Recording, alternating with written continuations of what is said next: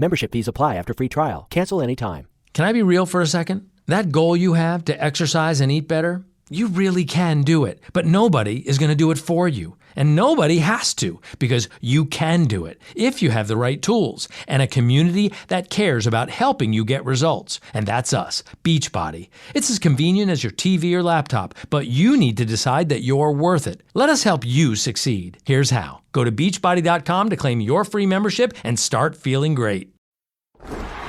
Get ready, Ohio. FanDuel, America's #1 sportsbook, is coming to the Buckeye State. And to kick things off, you can get started with $100 in free bets as an early sign-up bonus. Just download FanDuel's top-rated sportsbook app. Make every moment more with FanDuel. 21 plus and present in Ohio. Bonus issued and non-withdrawable free bets that expire 30 days after FanDuel accepts its first real money sports wager in Ohio. Go live date. Unique user identity verification required. Offer ends on the go live date. Restrictions apply. See terms at sportsbook.fanduel.com. Gambling problem? Call 1-800-GAMBLER. This podcast is a member of the Voices of Wrestling Podcasting Network. Visit voicesofwrestling.com to hear the rest of our great podcasts, as well as show reviews, columns, opinions, and updates across the world of wrestling.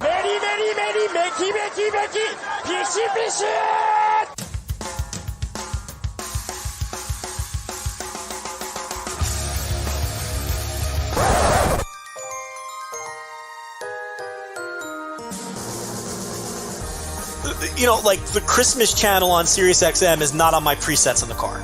Okay, I'm not going to be someone who's going to drive around listening to Christmas music. I don't hate it. I'm not wearing my little fucking Santa cap in the car listening to, you know, Bing Crosby Belt Out White Christmas. You know what I mean? Did you get any Christmas gifts, Joe? Have I gotten it? Yes, Rich. I've received Christmas gifts. Okay. It's like, Santa. And I was like, all right, we got it. Yep. I was probably about 9 years old, and I received... Is this best or worst, by the way? This is bad, and you're going to see why it's okay. bad. All right. The old LJN figures, I received Hulk Hogan and Big John Studd that year for Christmas, and I also received a ring. The problem, Rich, is my mother, in her confusion, she purchased the AWA wrestling ring. So I had to try to manipulate these giant WWE figures in the tiny AWA ring because, look, that's not my mother's. What does she know? She saw wrestling figures and a wrestling ring. I could see why she would think it would all go together. Sure. But it did not. But even at 9, Rich, or 8 or 9 or whatever I was, you would be happy to know that even though I knew my mother fucked up, I did not make her feel bad about it. And I've never brought up that she purchased me the wrong ring. You should do it this year. I should absolutely bury her 6 feet under. Hold this back for 30 years, but you need to know that that you bought me the wrong ring at Christmas 1987, and I haven't been able to let it go. And it is framed to. It's the reason that I can't kink shame, because you've ruined me, and I'm this man ruined mentally because you got me the wrong ring. You're right. I should bury her for that. So they still know I watch wrestling, and pathetically, I'm still, despite being 30 years old, I still get gifts from my aunts, and they give me wrestling gifts because I'm a child. But they got me. I unwrap it, and it is the Triple H Blu-ray, Thy Kingdom Come, which there's a double edge. So okay, it's Triple H, and I wouldn't be if you put a gun to my head and said watch Thy Kingdom Come, I wouldn't do it. But then two, even the idea that hey, it has matches on it is lost because I have the WWE Network. You know what I mean? There's no need for me to have this DVD at all. It is still in the shrink wrap.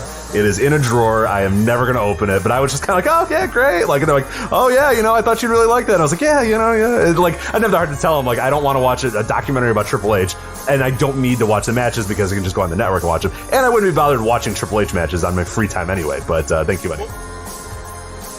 So we talked about least favorite, which I think we both agree is that miserable Paul McCartney song. It's the worst Christmas song that's ever been recorded. It might be the worst song ever recorded. I really don't want to hear about you creeping up on this fat, 8-year right, yeah. creepy. I don't want to picture sex with Santa in any form. It's a Wonderful Life is the worst. I am firmly in the camp that movie stinks. I never liked it from the moment I saw it. I don't like it. I think Little Drummer Boy stinks. And, my mother would make sure, you got, frosty gimmicks on it. And we'd sit down and I'm sure she's. I'm sure the exact quote from your mother was, "The Frosty gimmick is on." So yeah. Hark the Herald Angels. Like that. Yeah. You know, Bad Santa is the best Christmas movie. I love that movie. Christmas, the gimmick with the kid with the shoes and his mother's dead and all that shit, like it's way too depressing. This show, let me tell you, we're putting over Bad Santa and Jingle All the Way and burying Miracle on 34th Street and It's a Wonderful Life. That is just so Voices of Wrestling. What else you got?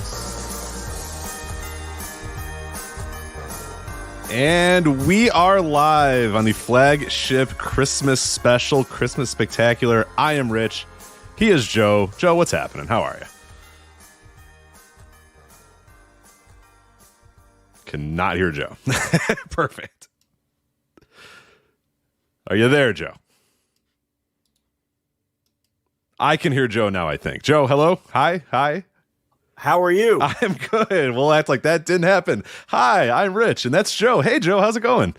Why couldn't you hear me? What'd you do? I was muting because you kept burping when I started the intro because you were burping up turkey or something like that. So I had to mute the entire window because it said that I could mute you, but then I couldn't unmute you, and I didn't want. So yeah, it was a disaster. So I muted the entire window. And then when I said hi, and then you didn't respond, I was like, "Oh, what's going on here?" And then I figured out that was my fault. So when the intro's playing, they could hear me? Sometimes, yes. And normally, 95% of the time, you're very quiet. You're just kind of in the background doing whatever.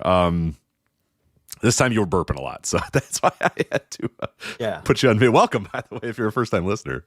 This is our show. It has 5-minute intros, and people burp and they mute, and it's really great. Yeah, it's good stuff. Yeah. Highly successful show that's existed for 11 years. Sponsoring this week's episode, by the way. Big-time company. We'll touch on them a little bit later. Yeah, we'll probably be the growth leaders on Thurston's Patreon chart next quarter too, somehow. So that's what we do around here, and that's like that Jordan Grace. Yeah. I don't know. I didn't realize that while the intro was playing, that people could hear what I was saying or doing in my mic. That's good to know, though. Yeah. So normally I have a method to mute you, but because of the way that the intro was playing this time, I couldn't mute you. Things piled up and made it the way it was, and then it resulted in me saying hello, Joe, and then nobody being able to hear you. But that's all right. We got it. We made through it. Normally you're just not burping like crazy when we start. So, quote I got from you, a text I got just a few minutes ago to kick off our Christmas Spectacular was with pictures, I should say. With pictures, I should say. Well, I like to send evidence. No, I know how you think, and I know that if you said this quote and didn't send a picture of it, that I might be like, oh man, what's he talking about? What's he doing here? The quote is, quote, I randomly made a turkey. I want to eat a quick plate. Might be a couple minutes late if that's okay. Sent then with a picture of the turkey. So thank you. Looked like a delicious turkey. But how does one randomly make a turkey? Like explain the how we get here. Well, I see people in the chat talking about this. I don't understand what the big deal is. I made a turkey. I randomly made a turkey. Today I decided I'm going to bake a turkey. Was it now, so this is right when you woke up, or did you think about it yesterday? When was the choice made that I am making this turkey today? Well, the turkey, I got a bunch of turkeys. They're taking up too much room in the freezer. So I started thawing one out a few days ago to get it out of the freezer. And today was the day that I woke up and looked in the fridge and said, you know what? I'm going to cook that fucking turkey today. And that's what I did. And you did. You cooked that fucking turkey. And then you ate the fucking turkey. Yeah. So I randomly cooked a turkey. And I called Brittany and I said, I'm making the turkey. And she was very excited. And I baked the fucking turkey.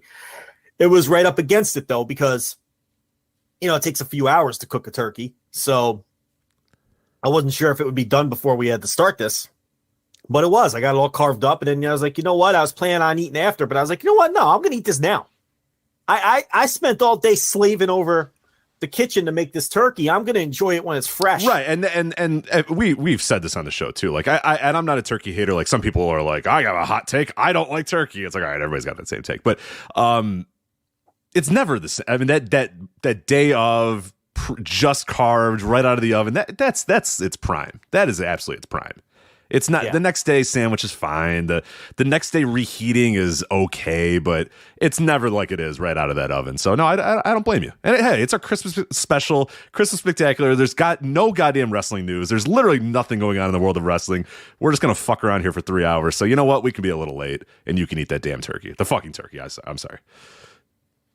Jeez. You kept saying the fucking turkey. I thought that's what its official name was. Was I? I work blue. You know that. Yeah, of course. Right out of the gates. So I don't know. Yeah, I randomly made a turkey, and I was up against it, but I figured I got a few. It'll take me a few minutes. So I had a plate. I'll have more later after the show's done. But yeah, I don't know. I made a turkey. I don't know. The chat room thinks this is completely absurd. You're out of your mind. Yeah, you're cooks a turkey. Well, the other problem about it too is like if you have all day and there's like nothing going on, like it's one of the easiest things to cook because you just fucking throw it in there and then occasionally you'll walk over and baste it a little bit and then walk away and then like you could just it's not that hard as long as you're not making everything else. The part that's hard about cooking a meal on Thanksgiving or Christmas or whatever is that you got to make the sides, you got to entertain people while they're there or whatever. You're just by yourself. It's easy. You just sit on the couch and the turkey cooks and then you're done. No, once you put it in the oven, that's it. You're done. Yeah, the prep work. Yeah, you got to do a little prep. You got to slice up some stuff. It looks like you got lemons I see in there. Is that lemons I see? Well, you got to carve it when it's done. Yeah, that's a pain in the ass. But other than that, it's, That is a pain. But it's not like you're sitting there in your little white hat, like slaving away, wiping sweat off, going, "Oh my, this is right. What a day!" It's like you just throw it in the oven, then you walk away, and once it's in the oven, the job's pretty much complete. The floppy hat. Have you ever wore a floppy hat in your line cook days? No, I never wore the floppy hat. I wore chef's coats a lot, but I never wore the. You know the hat I'm talking about, right? The stereotypical the puffy hat. Has anybody ever worn that puffy hat? I don't feel like I've ever seen anybody wear that. I'm sure if you go to some, I don't know, if you go to France or something, some stupid French restaurant or something. Yeah, and you might encounter that. Serve some escargot or some shit. Yeah. I have never seen a chef wearing the traditional chef puffy hat. It's always a backwards baseball cap or something, or nothing at all. I hate to sicken everybody out there, but if you think everyone's back there wearing hats and hair nets, I don't know, reel it back into reality. But no, I've never seen the puffy white hat. Okay. Can't say I have. Sorry. So you're not slaving over the kitchen in your puffy white hat when making this turkey. Yeah, I do not feel like the turkey is random. Now the idea of today being the day when you wanted to make the random turkey, but no, the idea of just, waking up one day and making a turkey, I don't think is that wild, especially if you got you probably bought a few turkeys during Thanksgiving. Maybe you got one on discount the week after Thanksgiving, a good play to always do. So I respect it. They just give them away for free. Oh, they are stupid cheap. And now after this week, if you thought they were cheap after Thanksgiving, go January 8th to your grocery store. And if you want ham, if you want turkey, if you want any of that shit, they're just cannot wait to give it to you. Cannot wait to give it away. No. Literally free. Like throughout the month of November, if you buy X amount of dollars in groceries, they just give you one. There you go. Nice. So every week you just take the free one.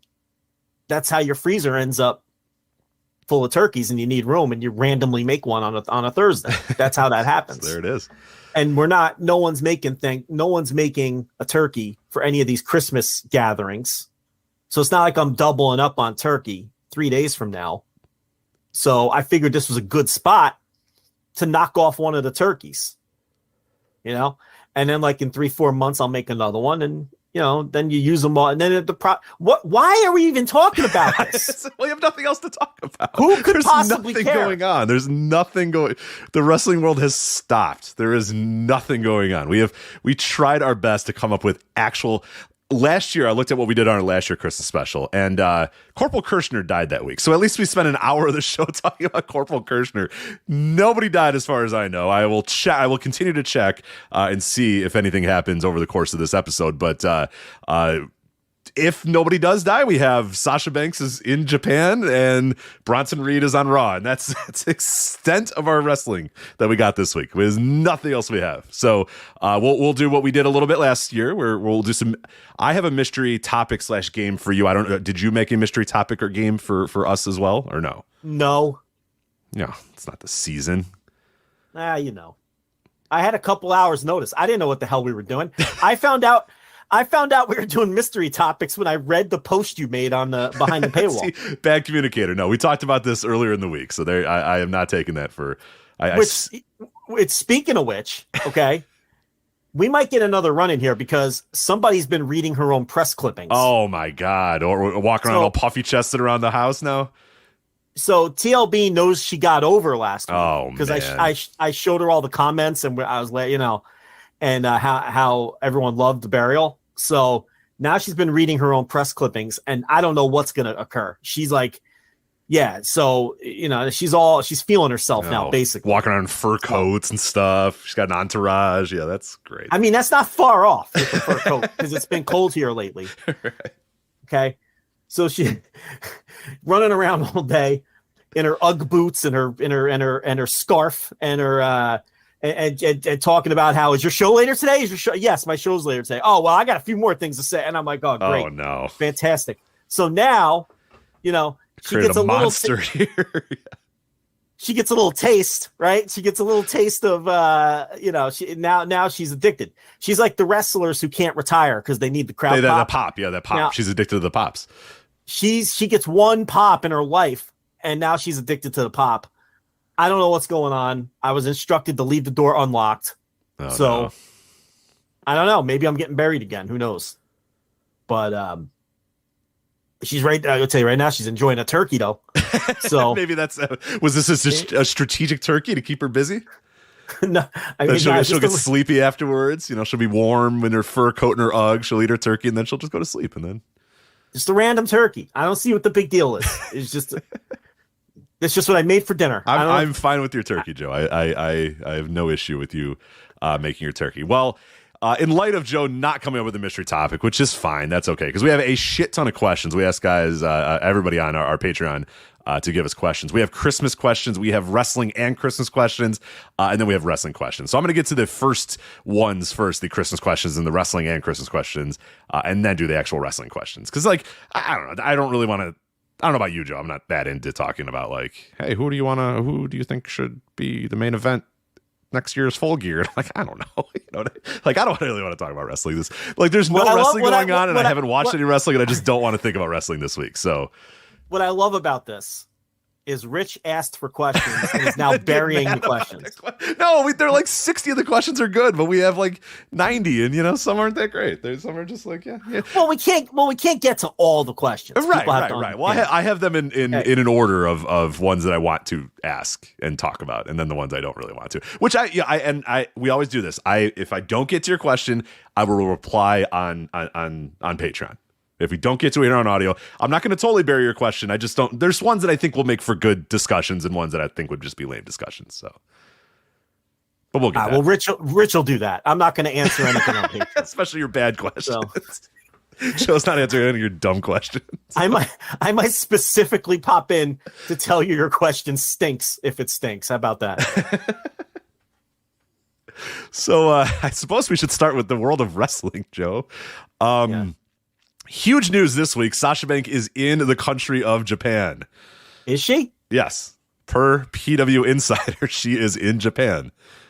All right. I don't know why she'd be there already, but I thought about that too. They're like, oh, she's there in Japan ahead of her Wrestle Kingdom appearance. I'm like, that's for like another.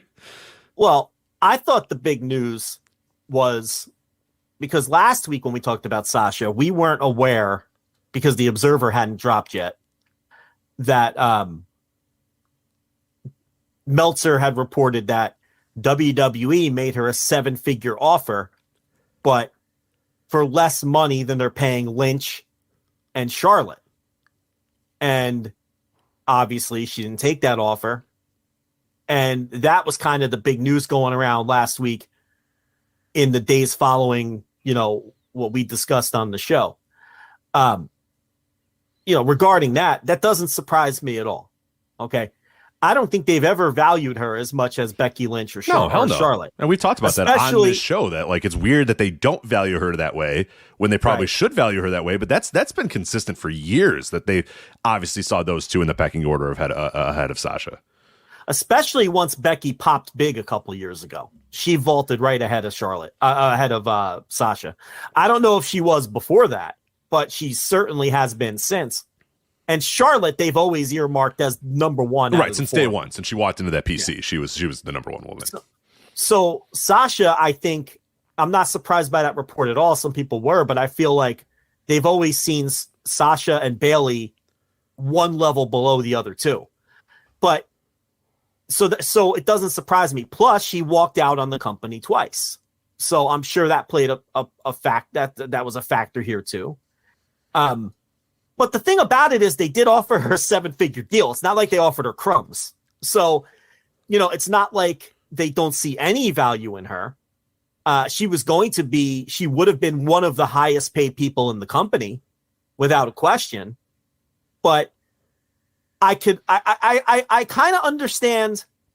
Okay, I agree that I don't understand why they don't value her as much as Charlotte and Becky. Becky, okay, let's set her aside because Becky did peak higher than Sasha. We could all agree on that. At one point, Becky was a bigger star than any of them, right? Can we at least? I would agree. Yeah, I would agree. Right. In wrestling, yeah. So Becky peaked higher for sure. Yeah, so we'll set her aside and leave her out of it. Listen, we follow this stuff. We study this stuff. I'm sorry, but Charlotte at no point has been a bigger star than Sasha Banks. At best, you can say they've been equal. And I would say that Sasha is a bigger star than Charlotte in terms of drawing television ratings, without question. I've seen Sasha pop quarter hours, and I mean pop quarter hours. I'm not talking about the highest quarter hour on a show by 40,000 viewers. I mean pop quarter hours. Yeah. I've seen her pop shows and pop quarter hours and make a measurable difference on television. Okay. I have never seen Charlotte do that. Ever. And if someone has evidence to the contrary, I'm open to it. I'm always open to it. But I have never seen Charlotte do that. And with Charlotte, the thing that was most glaring is a couple years ago, remember when she went to NXT that week? Their idea was, all right, you know what we're going to do this week to beat AEW is we're going to put Charlotte on NXT. And it did. I don't know if it was a huge, it wasn't down huge, but it was down a little bit, or it was completely even. It was nothing. You know what I mean? It was just not, it had nothing to do. Do you remember the exact week? Okay, go ahead. Yes, because I dubbed her Charlotte 9000 because she increased viewership by 9,000 viewers. Okay, there it is. Yes. Which is within the margin of error. You're right. That's just whatever. That's nothing. That's completely meaningless. So yeah, and I don't know, if anybody has done that study or done that research, that's great. I mean, I think we kind of always are looking to do that sort of stuff. So I feel like we would know and we would see if that had ever happened with Charlotte. But yeah, I can never recall a moment or a segment where we looked at a Charlotte quarter, a Charlotte match, or a Charlotte, whatever, and said, whoa, here we go. Like that really did this, that really, it's just never done that. Kayfabe wise, of course. Kayfabe wise, yes, she's main evented these WrestleManias. She's done this many times. She's won this title this many. But we're not talking about that. We're not talking kayfabe. So anybody that's going to say, well, she was in the main event of WrestleMania. Okay, we're not talking about that. We're talking about actual business, like what their contract is based on, is how you can affect our business and what you can do. And yeah, there's just never been anything that I've seen out of Charlotte that yeah, obviously she's good to have on your roster, great, but yeah, never the level that Becky was in her short time, and nowhere near the level that Sasha's been at numerous times throughout her career. There's no question they push Charlotte harder than Sasha. That's always been the case. Yeah. It's not like Sasha hasn't had her moment. I mean, she had the match against Bianca at WrestleMania, and Sasha's been in her share of historical main events in that company. It's not like they don't push Sasha, but everyone would agree that Charlotte was always the favorite, especially during the Vince era, and was pushed harder than any of them until Becky Lynch just became a force of nature and they didn't have a choice. And you could go back and relitigate the Becky rise, and you could argue, like a lot of WWE pushes, that it wasn't their intent and it just happened organically. And they did capitalize on it and push her. But who did they shoehorn into Becky's WrestleMania main event, Rich? Charlotte. Wasn't Sasha. Was Charlotte. So, look, and again, Becky has peaked higher than both of them and became at a certain point in time was a bigger star than any of them have been. I can understand if Becky has earned the status of being the highest paid woman in the company, one of the highest paid people, period, in the company, quite honestly. The Charlotte Sasha thing, I don't get it, but it also doesn't surprise me. But again, they did offer her a 7-figure deal. It's not like they threw her crumbs. So I can kind of see both sides. From Sasha's point of view, the reason for these walkouts is her being upset with the booking and last time with the tag titles and because she doesn't get the same respect as some of these other people. And I guess from her point of view is, well, if they don't view me as their equal and then, I'm going to, now she has a chance to go prove them wrong. Here's how this works now. Sasha has a chance to go outside the company and move business in a meaningful way in Japan, the way that Chris Jericho did prior to her, and then potentially show up in AEW and make an appreciable, real difference there and prove WWE wrong. She can put up and make them shut up. This is her opportunity, and it's going to be very interesting to watch play out. Okay, so, and I guess she feels like at the end of the day, she could possibly make more than what they were offering her when you combine a New Japan deal with a potential AEW deal. Tony Khan can certainly afford to pay her 7 figures. I don't know if he could pay exactly what they offered, and you combine that with this huge per date number that she's getting from New Japan. Because remember, that's coming from the New Japan end of Bushi Road, not Stardom. Okay, so it's big money.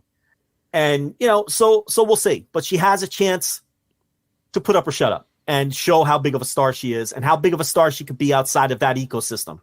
Because the other piece of that Meltzer report was, that they have plans for her, but, she'll get pushes here or there as a single or a tag team. But just like previous, it just seems like she's never going to get pushed as hard as Charlotte or Becky. She's always that next person they can use for a little bit, but at the end of the day, it's always going to revolve around Sasha or Charlotte and Becky as long as they're still there. So from that standpoint, they see her as a star, obviously, if they're going to pay her in the millions, but they don't see her on the level as the other two. So, do I totally agree with it? I don't. Am I surprised? I am not. And there's also this idea that maybe they see her as difficult to work with, considering the walkouts and things like that. And from their point of view, I don't know. I think most top stars in wrestling are difficult to work with to some degree, right? I mean, whether justified or not in their individual courses of action, you could go right down the list. How many top stars in wrestling history aren't difficult to work with? I think the list is probably shorter. I think to get to that level, you almost have to be a little difficult to and a little selfish. Yeah, right. To get to where you get to be at the top of the company, short of someone like a Roman who really was kind of just earmarked as, hey, you're going to be our top guy. And we can update his thing, with what he's done in the last year when he realized, wait a minute, hold on a minute. I don't know. I'm not doing house shows. I'm not doing where he kind of smartened up a little bit and said, no, I've been giving you guys everything for a decade, but now maybe it's time to pull back a little bit. But yeah, you can go down the list and most every guy or woman that was pushed as a top star was a little selfish and a little dirty about what they did, because that's kind of how you have to do it. I mean, it's just a game. It's pro wrestling. That's how you get to the top in a lot of ways, and it doesn't always have to be as negative as people maybe perceive it, but you gotta be willing to play a little dirty sometimes to get there. And maybe she is difficult to work with, but at the same time, we don't know what they ever promised her or told her. You know what I mean? It's like, this is a company, especially when Vince was there, where unkept promises weren't unheard of. And so, it's just, things are always more complicated than they seem on the surface, but we're going to find out a lot of things very quickly when it comes to Charlotte, how big of a star she really is. Sasha, Sasha. Yeah. I keep doing that. I don't know why. How big of a star she really is. I mean, there's talk she'll be on these American New Japan shows, which, if you're paying her that kind of money, that's absolutely how you should use her. I mean, and try to pop big houses in the US.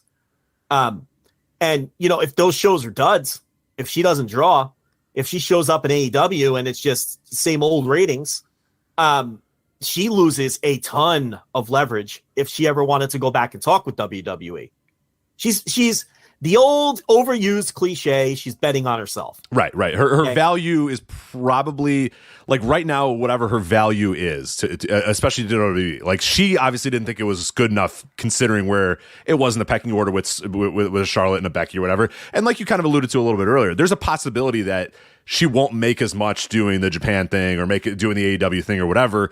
But it's not, for her, and this seems to be and that's cool. I mean, I'm glad for her if she came to this realization that it's not necessarily about the dollar figure; it's about where you put me in the pecking order. And you know what? I can sacrifice a few, a 0 or 2 here to prove that I am that to be happy and to feel like I'm belong and feel like I'm wanted and feel like I have an ability to do this or whatever. That's cool as hell if that's actually what she's looking to do. And if she's saying, "Hey, look, to show you I'm a difference maker," right. The difference maker you don't think I am. Yeah. But, I think that... And you can also prove your worth and go back there, too. It's not, that's another... Cody Rhodes. Cody Rhodes is a perfect example of that. People, thought, oh, there's no way, myself included, there's no way he's going to go back. Well, he made himself insanely valuable, and they said, well, shit, you're pretty valuable now. Here's a bunch of money to come back. And he went, all right, cool. And then he went back. So it's like, that's not out of the realm of possibility, too, that I'm going to prove you wrong, and then you're going to beg me to come back. I mean, that's what she's betting on. But like you said, the flip side of that is it could backfire, and it could be, we should also consider that. It's not 100% possibility. She comes in and New Japan houses do great and a bunch of people sign up for New Japan World, and she shows up to AEW and the ratings explode. It's possible too that things just kind of, they're like, marginally better, marginally, up, and then yeah, she loses a little, she bet on herself and maybe she fails. Who knows what it's going to be. I don't know, but that's exciting. It's exciting to see somebody bet on themselves like this and either put up or shut up, like you said. I think that's the best way to put it. And she could be making more outside. She might be getting she could get hypothetically the same deal or a comparable deal from Tony Khan, plus all of those 6-figure payouts from New Japan for however many dates it is. And she might be coming out ahead financially in the short term. And option C here is maybe she just really is completely fed up with WWE and wants to just be a pro wrestler now. That's a possibility too. Sure. Because we know, because first of all, she's made a shit ton of money. Okay. She's very likely a millionaire already. And she's going to make a shit ton of money outside WWE. And we know she's a wrestling nerd. We know that. We know she's a tape watcher. She loves pro wrestling. She flies herself to Japan to train. And just the other day, she posted on Twitter, she's watching a YouTube playlist of some 6-sided ring TNA match, and she's got a whole playlist. She's a nerd. She's watching wrestling like we are. She's studying it and watching it and probably trying to pick up things, and she loves wrestling. So maybe all of this talk the last 2 weeks is moot, and maybe her whole perspective now is I've made my money. I've established myself at a certain level and I can make more money. How much money do I really need? I just want to be a wrestler now. And I know I could make a solid living at it anyway outside of their system. So why should I go there and bang my head against the wall and deal with all their unkept promises and never be respected the same way that Becky and Charlotte are, when I could be a bigger fish in a smaller pond elsewhere, make the same money or similar money or even more money, and, oh, by the way, get to express my art the way I want to, right, instead of the restrictive way that they want me to do it, because I love wrestling and I want to be a wrestler. That might play a part in this too. Yeah, it's going to be fascinating to see how things go. We'll all pretty much find out. Like, are you expecting that we find out more right when January 1st hits, or you think we're going to wait till January 4th to kind of see what that next step is going to be when, if and when she appears at Wrestle Kingdom? I think we're probably going to have to wait till the 4th, and then maybe things will get into place a little bit. I know some people are kind of trying to work themselves into the shoot on the AEW thing and whatnot. At first, but let's figure out what this New Japan thing is first, and then kind of go from there is how I'm approaching it. We'll know her next date. She's going to be at the Dome, okay? According to Dave, Mike Johnson. I think, did Sapp confirm that yet? I don't know. If he did or not. Many people have. Most people have put that on record. So she's going to be at the Dome, and then we'll know her date, because she's presumably either going to sit ringside for the women's title match, or she's going to come out in typical New Japan fashion. My guess is she struts down the fucking aisleway after the match and makes her challenge, right? That's how they do things. And then we'll know the next date. Whether that date's going to be that weird second Wrestle Kingdom show, where is it? Yokohama, maybe? Yokohama Arena, 21st? Yeah. Whether it's there, whether it's one of the US shows, whether it's New Beginning, I don't know. But we'll know her next date. And we know it's not going to be some random Korakuen in the middle of February. The amount of money they're paying her, it's going to be big shows only. She's the real bright lights. right? Like it's Bright Lights Mercedes, whatever the fuck is what it, Monet Mercedes, whatever the fuck her name's gonna be. Okay, so we'll know her next date on the 4th. Okay, and then from there, a week later, we find out if she's the mystery partner. So, and again, like we talked about last week, if they legally can't advertise her until after the 1st, well, AEW will have a Dynamite and a Rampage where if they want to flat tease her or flat out say it's her, or have Saraya just flat out say it's her, they have 2 opportunities to do so on television. And like I said last week, it would be monumentally stupid for them if it's her to not just advertise her or do the Punk thing and make it blatantly obvious. Just if you want to have Saraya come out there on Dynamite and say, and my partner next week is going to make a statement. You can take it to the bank. Right. That's good enough too. She's a boss. It's going to make a statement. Yeah. Right. That's what I would do. I would err on that side because I kind of like that. I like the idea of not out and out letting the surprise still be, oh my God, there she actually is or whatever. I like that idea of doing that, but I would, like you're saying, make it so obvious to people and everybody knows, but then you still kind of save that surprise of, okay, the music hits and there she is, and whereas if you announce it ahead of time, like, yeah, there's still that surprise. Yeah, it's cool that she still, shows up or whatever, but there's a different oomph if you're like, just wink, wink, nudge, nudge it. And then she comes out and you're like, oh, that sense of relief that I felt and everybody felt when Punk finally came out at the first dance or whatever. We all knew it was CM Punk, but just in case, there was that little bit of doubt that you had, and then he came out and then there was that full relief of, oh, that's awesome. There he is. Like, I think they can do the exact same thing with her if it is her, but yeah, they have to totally wink, wink, nudge, nudge. And we'll find out as quickly, starting in January, we will find out, because they're going to have to tease it one way or another. And I've seen some people say, like, is it up to them? Like, do they have to now do something to kind of let you know one way or another? Because are people going to kind of work themselves into a shoot? And then whoever that is that comes out, whether it be a Thunder Rosa or whoever, like, you need to let people know that it's either going to be her or it's not going to be her, but you have to figure out a way to do that is pretty much where we're at right now. Yeah. And then we'll find out from there. And then we'll really have the whole lay of the land laid out. We'll know what her next match is in New Japan. And, I fully expect them to do a full-on program with her and get the most money out of her. I know we're kind of jumping a few steps ahead in the chess game here, but I would suspect that whoever wins at Wrestle Kingdom is losing to her in that first match. And then, you do whatever you're going to do from there in terms of working a program until ultimately she jobs to whoever she's going to job to when she finishes up however many dates that she has. And maybe when there's more clarity here, somebody will, it'll get leaked how many dates it is or whatnot. But right now everyone's so tight-lipped because nobody wants to get in legal entanglements with WWE. So that's a lot of this too. I mean, I can tell you, I don't know where Mike Johnson found out how she was going to be at the Dome. I could tell you any of the information I had last week that came from the Japanese locker room. So the office people, to my knowledge, are being very tight-lipped on all of this. But we'll find all this out shortly. It's exciting, and at minimum, she'll be part of New Japan /Stardom. And I don't know how many Stardom shows she'll work. I'm sure. I don't know anything about Stardom's schedule. I don't know if they have shows that are big enough to warrant her price. You would think that you try to run one while you have her under contract, but I think it's predominantly going to be New Japan shows. And this was New Japan's plan all along for this title. This title was always coming to America.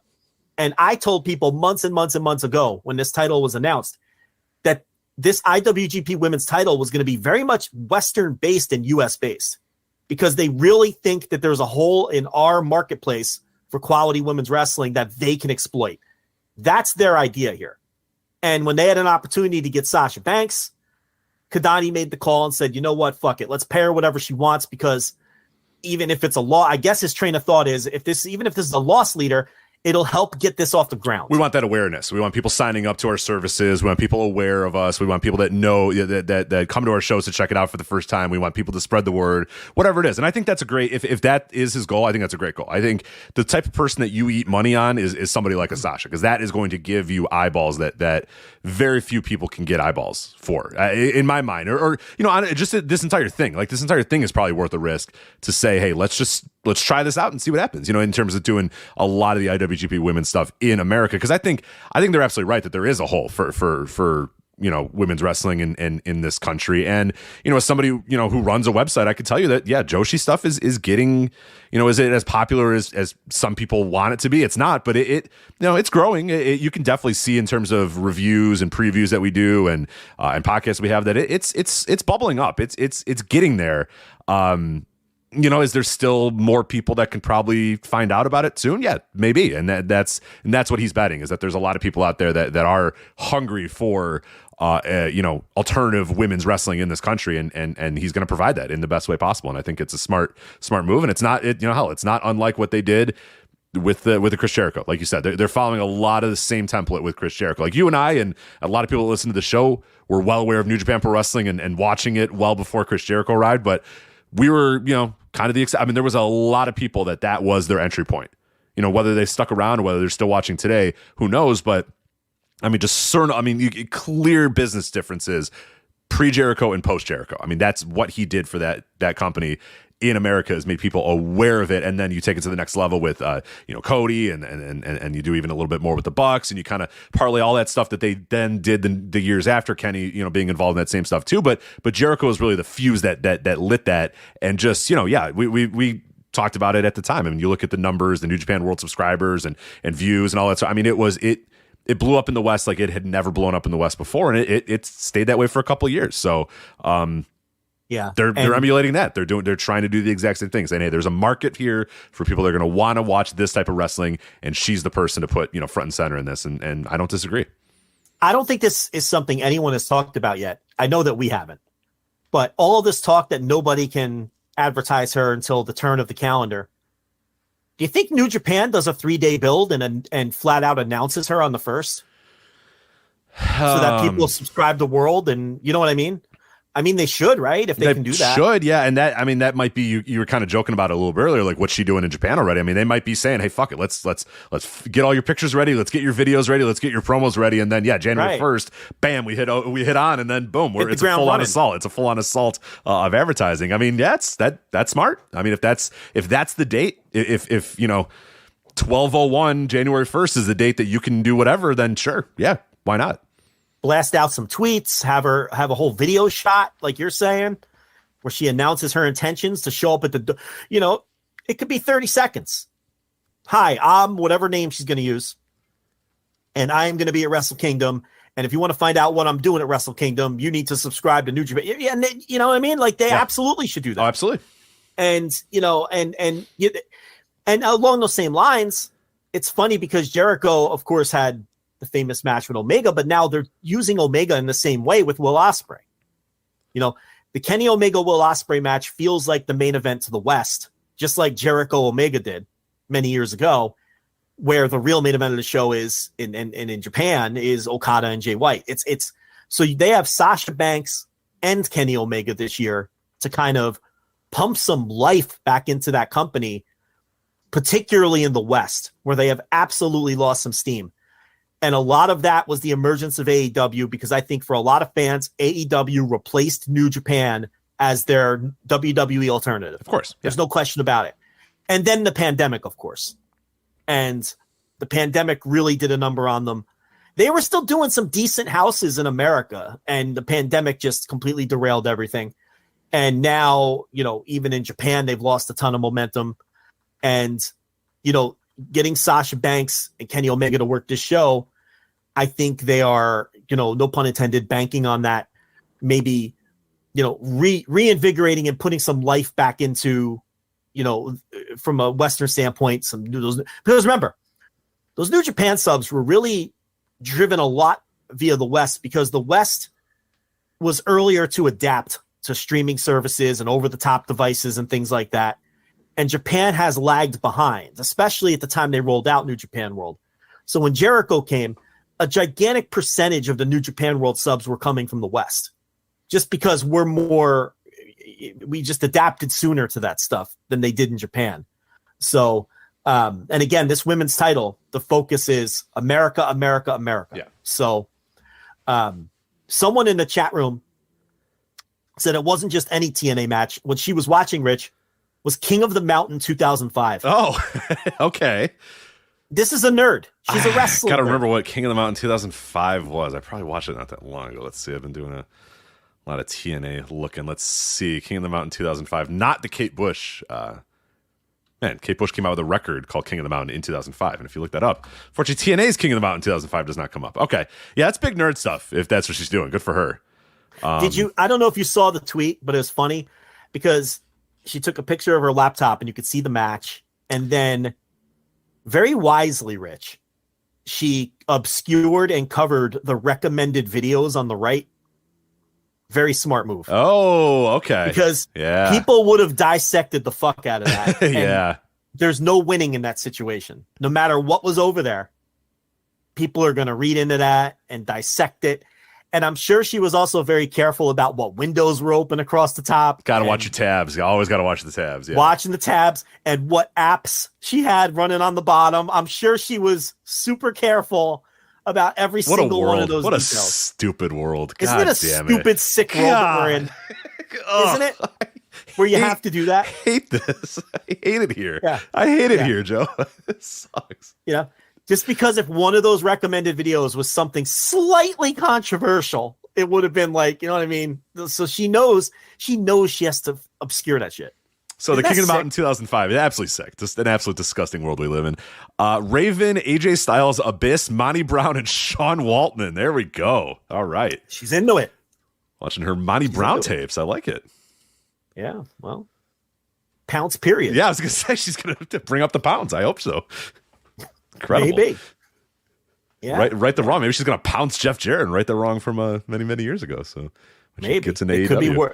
They could be working in the same place soon. You never know. So Monty Brown or Jeff Jarrett and Sasha. Jeff Jarrett. Oh, I was like, I got excited about Monty Brown. I was like, tell me more. What's going on? Wee woo, wee woo. Are you still on that? Do you still like Jeff Jarrett? Well, did you watch AEW Dark this week? I did not watch AEW Dark this week. I heard it was a hell of an episode of Dark. Oh, you had Kenny Omega in singles action. Yeah. You had Ricky Starks in singles action. You had Jade Cargill in singles action. And you had Jeff Jarrett and Satnam Singh in tag team action. Of course, nice. I watched Dark. Who'd they run up against? Kidding me? I don't remember. They won. two jobbers, two jabrones. They squashed a couple of J Brones. Nobody cares. But yeah, Jarrett. So you're still into this Jarrett thing, huh? I am. They're not overdoing it. I mean, they're going to get their title shot on Friday, and they're going to lose. Okay, Lethal and Jarrett. That's Jeff Jarrett, though. I don't know.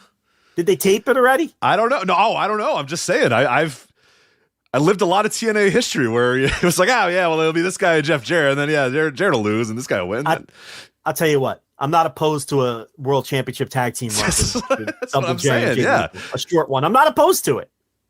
I'm not opposed to it. A little quick switcheroo with the Acclaimed. Why not? Sanjay Dutt with the mock rap. You want to do? You want them to be transitional champions, like they lose it on Why can't they win it on Rampage and then like lose it in 2 weeks on Dynamite? I suppose you're right. I mean, they could. Listen, when they laid them out last week, we're being told it's Jarrett, against Bowens and Billy and not a title shot. Is that correct? All right. Well, probably. I don't know what well, nevertheless.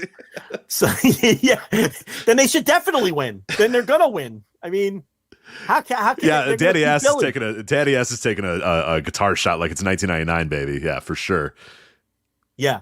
But when they laid them out last week on Dynamite, he took the mic and said, "Scissor that, slap nut." I mean, come on. I know.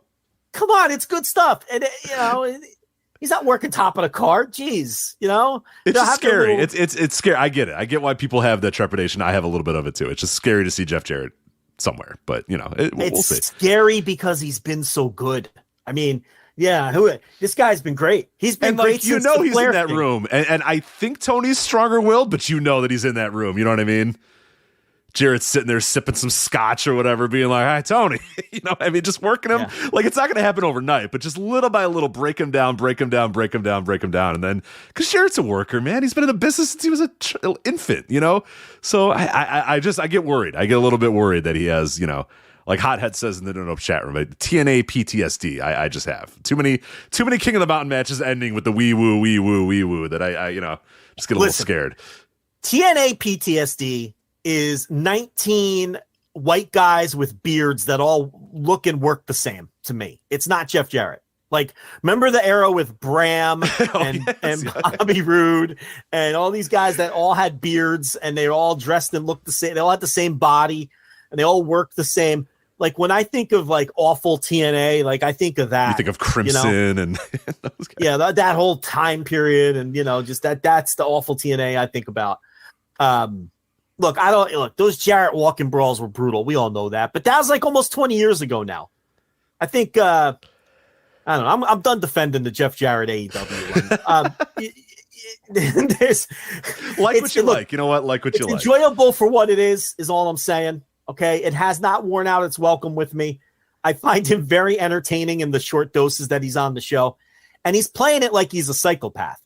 That's the thing about it too. Like, he's playing it like he's this guy who it's kind of meta, because his character in AEW is almost acknowledging that he is this failure because he's jealous of AEW and the fact that they've succeeded. And that's a lot of pride to swallow, to do a gimmick like that. You know what I mean?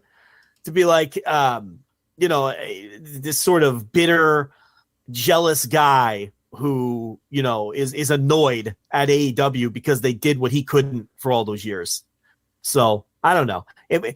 He hasn't worn out his welcome with me yet. That's all I'm saying. And I cover Dynamite every single week, and I had no idea it wasn't an actual title match on Rampage. Do I even pay attention to the show? Like, what am I doing? I have no idea. Last week I said if they sold a Scissor This Slap Nuts t-shirt, I would buy it. And did you see what one of our listeners did? They tried to be sneaky. Oh, did they make one? One of our listeners went on one of them Redbubble sites or whatever. Yeah, okay. And created a shirt, and we're like, oh, hey, Joe, look, they made a shirt, and tried to be sneaky. Oh, no, shopaew.com is where Joe's buying that shirt from. If there is a Scissor That Slap Nut t-shirt with the official AEW, shopaew.com, made by the company, I will buy it. I will wear it on the air. You can't do some fan-made. No, that doesn't count. I don't count that. Okay? So you tried to pull a fast one, and I know you're probably listening. So, all right, someone in the chat says I skipped the FTR Guns match in the Thursday TV review. I didn't do that. I said that the Guns won. In fact, I remember exactly what I said. Not only did I not skip that match, I said that the Guns won, and I said this was the least interesting FTR match of the year, and I sideswiped the Guns for it. I remember I made that point. Did I spend a lot of time on it? I did not, but I definitely made that point. So Doug Fowler, isn't that Skeech from Reddit? Skeech, yeah. You're wrong, pal. I definitely didn't skip it. But anyway, what else we got? We're done with Sasha, right? I think that's it. Yeah, so we'll see. Yeah, January. Calendar turns over. We'll see what happens after that. Literally the only other wrestling topic this week.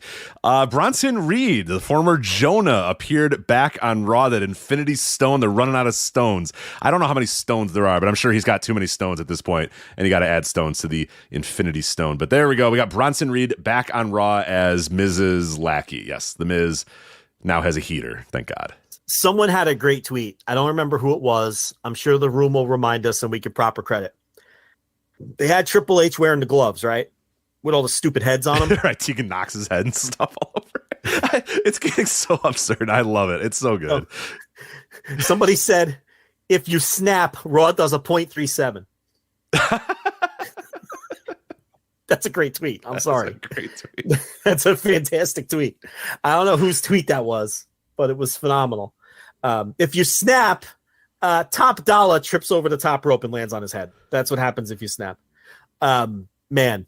How's that going? How's that return going? Good, I've heard. Yeah, pretty good, right? From who? Oh, nobody. Literally nobody, but I'm sure it's going great. Hit Row has been so bad. They've all been bad, dude. No, I know. But Hit Row has been so especially bad that even the hardcore WWE fans say that they stink and they want them to go away. Yeah, I didn't know that until because you had mentioned that a couple weeks ago, and then I went and looked at like a I think something was going on with Hit Row on SmackDown. I looked at the replies of like it was like an official WWE thing too. It was like from WWE or whatever, and they're like, Hit Row is lit or something, you know, some dumb shit like that. And I looked, Hit Row is lit. you know what I mean, with the fire emoji or whatever. Yeah. It's lit on Friday Night SmackDown. It's them like dancing in the ring or whatever. And then I looked at the replies, and these are official WWE account reply guys. You know what I mean? Like the lowest form of life. Roman avatars. Right. And they're like, this shit's boring. Like, Hit Row stinks. And I'm like, whoa. Like these people, these 11-year-olds that spend all day reply guying to WWE official accounts with like, you know, finger up emojis every time Roman's mentioned or whatever. And they're like, get this shit off my TV. I'm sick of it. I'm like, whoa, that can't be good. I warned you months ago that even the hardcore fans turned on them. That's how bad they've been. I've even seen some of the deep, like the people that we used to have run-ins with all the time, like the reply guys to us, like the people that are a little bit, they're higher forms than like 11-year-old, you know, Roman Reigns avatar people, like legitimate adults that for some reason still like WWE, like that would reply to us with like long paragraphs about, oh, actually this is what's going. And I've seen them and their tweets when we've, you know, I would, since we still follow them or whatever, or they get retweeted or whatever. And those people are even like, yeah, I don't know, it's just not working with it this time. So it's something, man. You know who else has turned on them? I'm not going to name them, but the AEW troll accounts. Oh no, have turned on Hit. They even turned on. Wow. Hit Row. Like they even are like, oh god, Hit Row stinks. You know, it's just, yeah. I mean, who hotter than Botch Dollar? You know, I mean, what do you want me to say? You know, guy. I saw it. Yes. That man, and then just tweeting through it. Just let it go, brother. Just it's okay. Like he's gotten to. He's like, no. Here's what happened. Here's when I did the move before, and I did it right. Just so you know, I did it right. Oh, and then I also blew out my knee. He's like Hulk Hogan here. Like, reel it in, buddy. Like, well, I tore my meniscus while I was walking. Like, all right, calm down. His leg gave out on him. Right. Okay. Dude, just laugh at yourself and move on. Yeah. Like he's so gotten to. Like, just laugh at yourself and move on. Yeah, it's okay. Like, who cares? It happens to the best of us. Yeah. Yeah. Laugh at yourself, move on, and then never attempt that again. That's all. Right. Scratch it off. Say, all right, well, that's, yeah. Or even do like the, you know, you could do the sweaty face emoji, like, well, gonna never do that. Never try that one again or something like that. You can lean into it with one tweet, log off, and you're good. You know what I mean? And everybody will laugh about it and everyone's fine. You could get the botch over. You just the next time he teases it, the crowd's gonna react to it, and then he can go no, and like you know, point to his belly or something like that, and then just do a big power point to move his or something. temple, like his temple. Like he can tease doing it, but then point to his like. There's ways he can get the botch over and use it to his advantage. You know, but you know he very clearly gotten to. I don't think he got 2 inches off the ground on that leap. No, I don't. It was a thing. It was certainly a thing. If you haven't seen it, go definitely check it out. It was a thing. Yeah, I don't know what that was, but and they just aren't over. And listen, when you have B-Fab, who's, I mean, greener than grass doesn't even cover it. I mean, she doesn't belong in the main roster, and it's not her fault. You have Ashante the Adonis, who nice little worker with, you know, with the charisma of a bookcase. And then you have, you know, Top Dollar, who has been awful. He's just been awful. It's very clear what the missing element is. That act was so dependent on Swerve that they just are completely utterless without him. It's just a disaster. And the report came out that Levesque is disappointed in a lot of the people he brought back. And you'd have to think that they're near the top of the list, you know? Which leads to another kind of interesting conversation in that, you know, Paul Levesque hasn't, during his era, they haven't cut anybody. And I think that's a smart move. And listen, they might cut 40 people next week right before Christmas for all I know. But I think they recognize that one huge advantage that Tony Khan had with free agents was that people know if you sign a 3-year contract with Tony Khan, he's going to pay you for 3 years. He might not put you on TV. He might send you home, but you're getting paid for 3 years. Whereas in WWE, you were constantly on this rolling 90-day contract. At any day, at any time, you could be cut loose, and effectively you're on a rolling 90-day contract, right? So that was an advantage Khan had in the marketplace for wrestlers. If Levesque were smart, he would take that advantage away and just not cut people, right? They have more money. They could afford it. They can definitely afford not to make these cuts. Okay. They could say those cuts were budget related all they want. We all know they can afford to pay these people. So just don't. And then you take away one of the advantages that Tony Khan had. So it's interesting that they haven't cut anyone yet, but we'll see with all these returns and 90% of them not working out.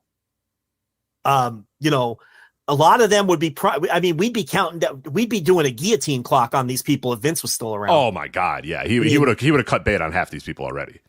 Yeah. So, and he did. He literally did cut bait on all of them. Most of them. Yeah. All of them. Yeah. So it's like, well, that's the other thing too. I found it funny. We touched on it briefly last week, but the report that Paul's like, he's disappointed. I mean, you brought these people back and none of them are good and you have no stories for them. So it's like, I don't know. I can't, some of them are good little workers or whatever, but you have no idea what you're doing with them. You bring them in, they're not even getting pops now. I mean, these people that come back, it's just crickets. I mean, Tegan Knox came out and 2 people gave a shit about, and what's your plan now? Okay, now you have Tegan Knox. Great, cool. What's next? Okay, and it's just, I hate to, I find it kind of funny because it's like, well, yeah, everybody kind of knew that these people were not really, they're not signing the best and the brightest, free agents in wrestling. But then to, have that report come out that he's disappointed. It's like, well, dude, what are you doing to help him? He hasn't booked them well. Right. Well, okay, yeah, maybe they've been disappointing, and I don't disagree with that. But what the hell are you doing to fix that? We talked about it last week with the Bray Wyatt. What the hell are you doing with Bray Wyatt? What in God's name you bring this guy in and for whatever it's worth? I hate it. I am never going to watch it. I'm never going to like it. I'm never going to respect it. I think it's absolute trash. But you had people interested and now you're doing that Uncle Howdy thing. How lame was, oh my God, what was that? Did you see that video? So bad. Of Uncle Howdy walking out. It's it looks like sub high school. It's like middle school play. And he did the hat tip milady. Little hat tip milady from Uncle Howdy. From Uncle Howdy. And then they're just putting Alexa back in the thing. It's like, oh, we're doing the pedophile thing again. Great. All right. Yeah. Awesome. Sweet. Yeah. Bray ultimately will probably be fine. I mean, obviously he's cooled off tremendously, but the thing about Bray is the WWE fans, they eat up all of his shit. So it's just a matter of doing things with him. Their fan base thought Uncle Howdy was this tremendous step and this is this great long storytelling. Oh man, I can't wait to see what happens to Uncle Howdy. Yeah. Can you imagine? Can you imagine? I cannot fucking imagine. Can you even imagine going to bed and thinking about, oh man, running through only Uncle one more Howdy sleep until SmackDown, and I get to see what Uncle Howdy's gonna do. One more sleep.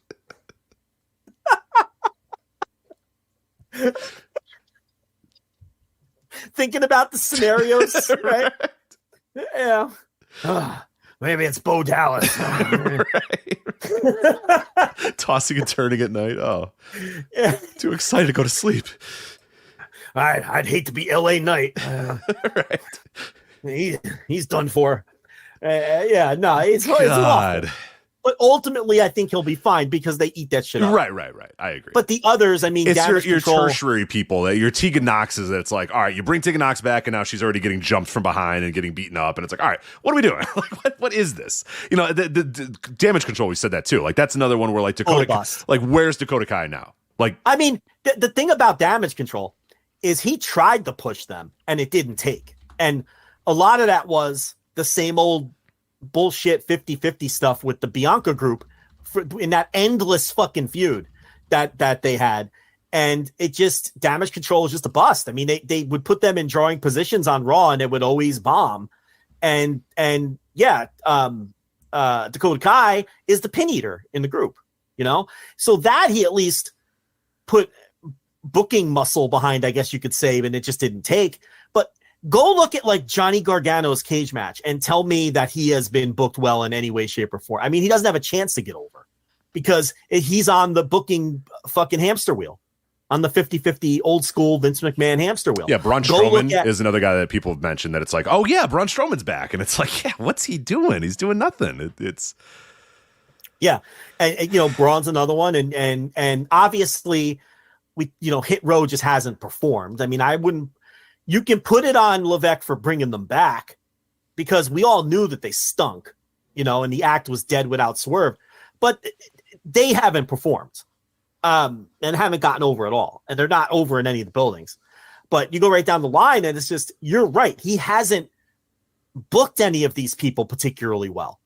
He's lucky that people are so hungry for this Bray Wyatt bullshit that they'll eat up anything because they totally cooled him off between his debut and the Uncle Howdy shit last week. He was colder than ice. He was like, you forgot he was around. But they can get away with that with him, And I'm sure that he's off in a corner with the director of lore, writing all his own shit. And, and he'll be fine because they'll eat it up. But that leads us to Bronson Reed, who comes back with The Miz. And it's like, all right, I know why that guy chose WWE. I probably would have too. Because, according to Meltzer, what the base is 250,000. So he's making at least 250,000 a year. That's more than New Japan was going to pay. I mean, a guy at the level he was going to be at in New Japan, he's not going to make that kind of money. And he lives in Florida. So why wouldn't he go back to WWE? I see a lot of people saying, oh, he could have been working on top in New Japan. Oh, come on. Listen, he's going to make more money in WWE. All right. And he doesn't have to fly back and forth to Japan. I understand his decision, but he's going to be the Miz's heater. And, would you bet right now on Bronson Reed getting to the top of the card? Oh, God, no. I would Yeah. not bet No, on hell that. no. Hell no. He's another guy that you're going to throw on the glove. And in 3 or 4 months, we're going to be talking about how they've done nothing with him. And, because that's how everyone except for Bray on that dopey little glove has been. I mean, go look at the faces on that glove. Some of them I can't even recognize. Like, there's one woman on the glove where I don't even know who it is. I don't even know who the woman is. Let me see if I can find the most updated Infinity. Might be Emma. Maybe it's Emma. Oh, Emma's back. Yeah, Emma is back. Yeah. All right. Again, red hot returning star Emma's Emma. back. Yeah. Is she popping the bubbles with her hand? Does she still have the doo-doo? I know she doesn't have the doo-doo music, but she needs it back. And that in 10 years. I want it back though. They Karrion Kross, I imagine he's doing well. So sure. I can't find the Infinity thing. I don't care. Yeah, it's probably Emma. I'm not looking at it, but it's Emma, I'm sure. So that's the one it's Emma. Emma's the one I couldn't. It might be Emma or Tegan Knox. Okay, so here's this one that's got all the way up to this one does not include Tegan Knox. So it's Emma. Yeah, it might be Tegan Knox that you're seeing there. Emma's got her glasses on, so I think you would know Emma. Because Tegan Knox doesn't really look like Tegan Knox on the glove. It's like a weird picture of her. Yeah, the picture does not look like her at all. So yeah, you got Dakota here. I'm looking at this. Emma, Dakota, Bray, Braun, Karrion Kross, Scarlett, Dexter Lumis, Top Dollar, B-Fab, Ashante, Carl Anderson, Doc Gallows, Candice LeRae, Johnny Gargano, Mia Yim. Do you know how else Hit Row legitimately is bombing badly? Because on the Masked Man show this week, Rich. No. God damn it. Is this your mystery topic? You call this your mystery topic, and then we're even, okay? This is your gift to me. Week. Well, that's fine. You can give somebody a gift that, they just do it. Just say it's my gift. It's fine. It's a weekly segment. I can't lie to listeners. They opened up with John Cena. Very worthy opening topic. Which we will not discuss at all. What did John Cena do? That he came back. Right. Yes, Rich. One of the biggest stars in I forgot. We did not have it on our run. Hell no. I think Masked Man owned us this week on that one because we probably should have. Who cares? Well, we just did. We just brought it. We did it. Yes. John Cena's back. Cool. Great. Awesome. Yeah, he will team up with the Kevin real Owens. needle movers here to save things. Great. And he's been moving needles, Rich. tickets flying. Because he does. He always does. That's the thing when people pretend that these other guys are stars and none of them do anything. And then one of these actual real stars comes in and immediately the business moves. And it's like, there you go. That's the thing when we do like Wrestling Observer Hall of Fame stuff and people are like, I don't know, you got to get Roman Reigns in there. I'm like, no, I don't have to get Roman Reigns in there because it's possible that because he's not doing anything and he doesn't move any numbers and doesn't sell any tickets or whatever, maybe we should just wait and see that when the next person comes after Roman, maybe that guy moves numbers. Maybe that guy moves tickets. Like John Cena does. He comes and he moves tickets and moves ratings and does those sort of things. Like Bray Wyatt got hinted and moved ratings and did these sort of things. Like we don't have to just assume that like nobody will ever affect their business ever again just because Roman doesn't. You know what I mean? Like I hate this idea that we just can't. Well, their business is what it is, and Roman's the top guy, so you eventually got. No, I don't. Like because he's not doing anything and he's never done a thing to move their business. So and when these guys come in, these real stars come in, it's so obvious. Immediately. Carry on. Mass Man. Now I know how you feel when I just lose it and you're just like, I'm going to get out of the way. You did a nice job there, Craig. Thank you. Yeah, no. Every time Cena comes back, it's kind of embarrassing for Roman. Instantly, he moves business. That the week of. They're like, John Cena's here. Boom, ticket sell. Yeah. Instantly. Anyway, topic 2 is what I'm getting to here. Dave, that's Schumacher. Kaz, Brian, and special guest Nick Bond, who is without question the person with the worst opinions in the entire. Who's Brian? I don't know if I know Brian. I don't know. Who knows? Okay.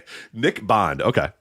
They pull out the grade books and evaluate Triple H's rehires. Every one of them down the line. Oh, let's do letter grades. We got to do the same thing. Maybe that's our mystery topic. You want to do the same thing?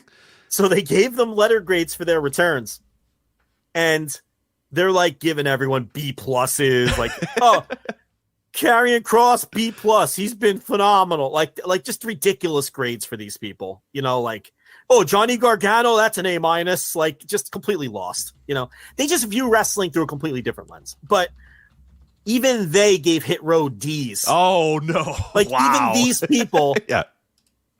were like, oh, Hit Row. And like Schumacher didn't want to answer.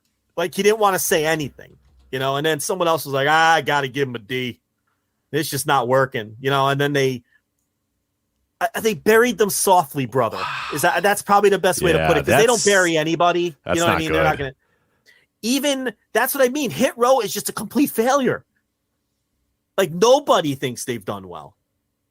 But, yeah, I don't know.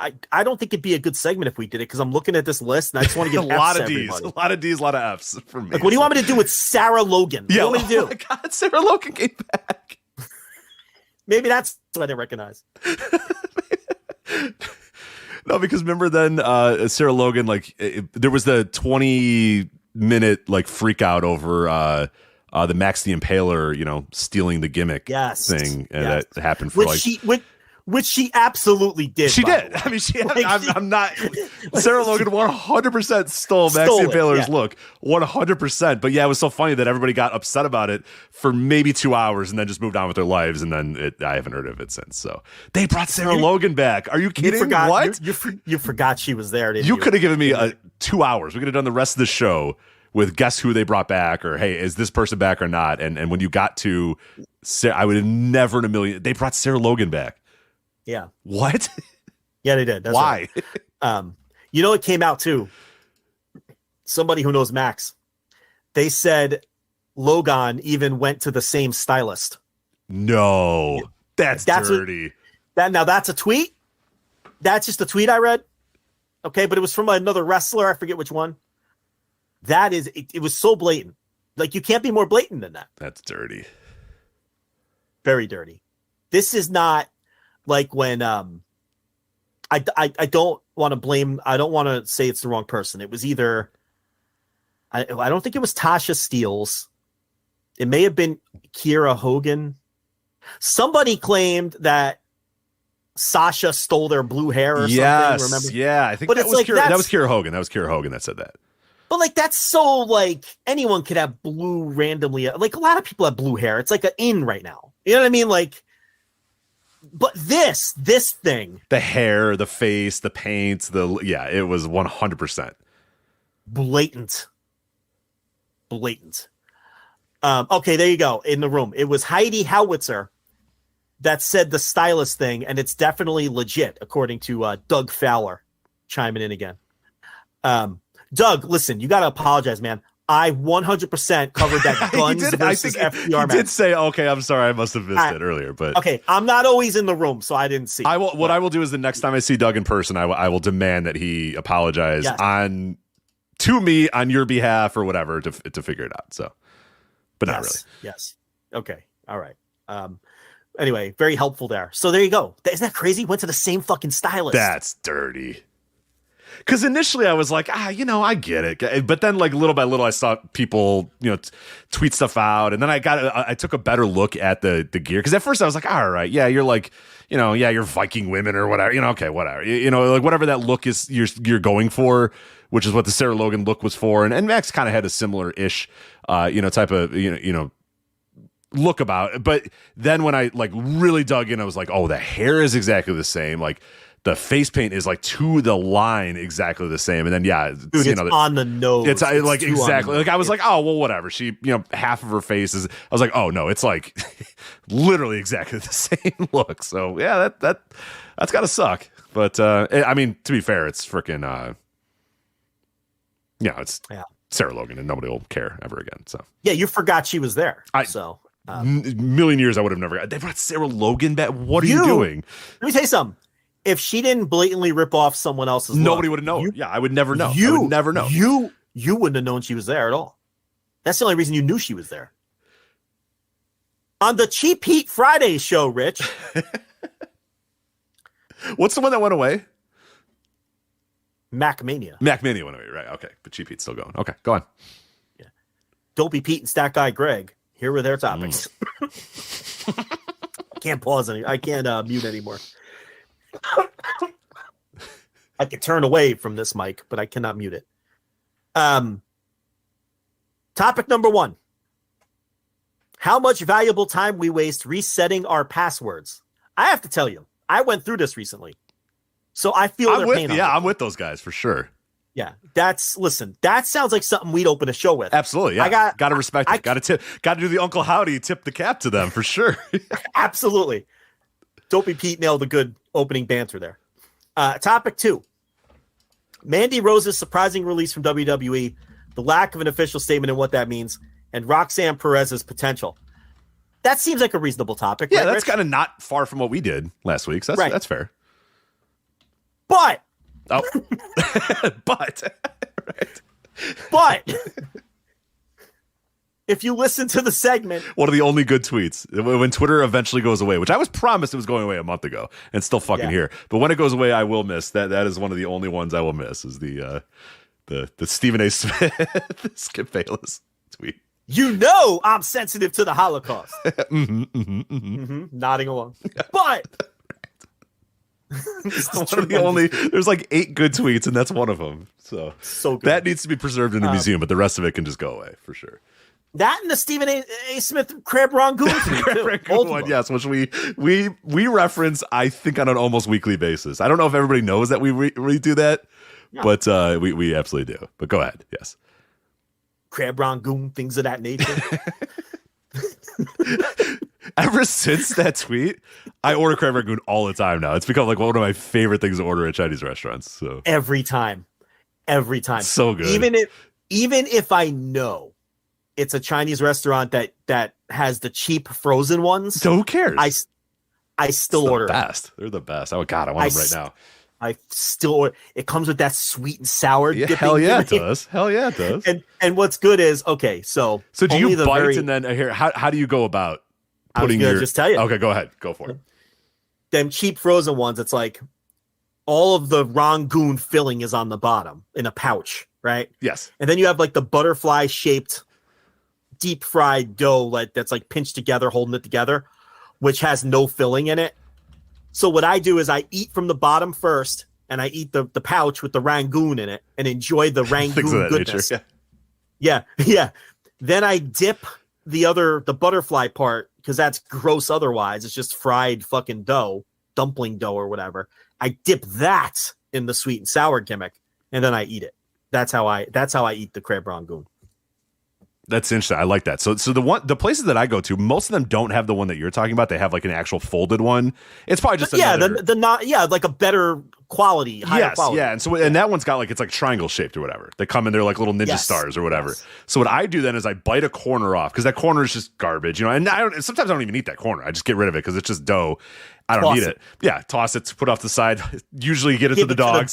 It absolutely 100% goes to the dog. So, and then I pop open the sweet and sour sauce, and then I pour the sweet and sour sauce inside the middle of the rangoon. That's a good move. And then bite in, and then there's just juicy rangoon and with the sweet and sour inside of it. So yeah. God damn, now I'm hungry as fuck. Yeah, Jesus.